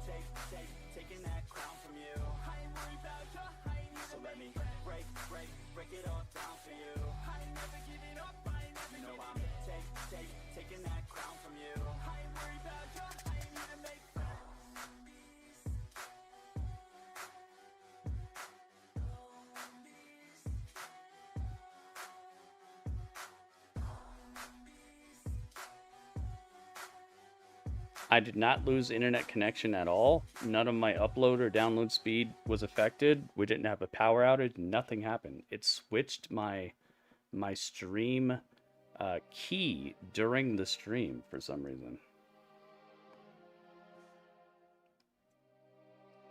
I don't get it at all. But anyway, my score is a 7.8. I get to actually give my score now. All right, let's do the math. By the way, thank you, Radio, for your cheer. Your cheer came through right as we started having weirdness happen. I don't know why. I don't know what happened, but Besides my stream key just getting changed, I don't get it. But hey. All right, so 1, 2, 3, 4, 5, 6, 7, 8, 9, 10, 11, 12, 13, 14. 1, 2, 3, 4, 5, 6, 7, 8. Wait. 1, 2, 3, 4, 5, 6, 7, 8, 9, 10, 11, 12, 13, 14, yeah. Equals 7.8, they got it. Good job, Dynamite. Good job. You got a full-on point. I love seeing that. That's so awesome. And it just makes everything so much better.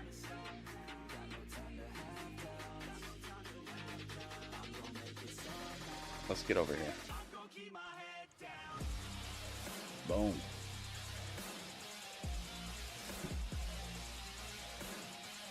There we go. 1.5. That's good, man. That's really good. Dynamite starting the season off much stronger than normal, and I'm here for it. I love it. I want more of it. Thank you guys so much for being part of this, and that was the chat. Yeah, I'll be okay. Oh, I'll be okay. I'm gonna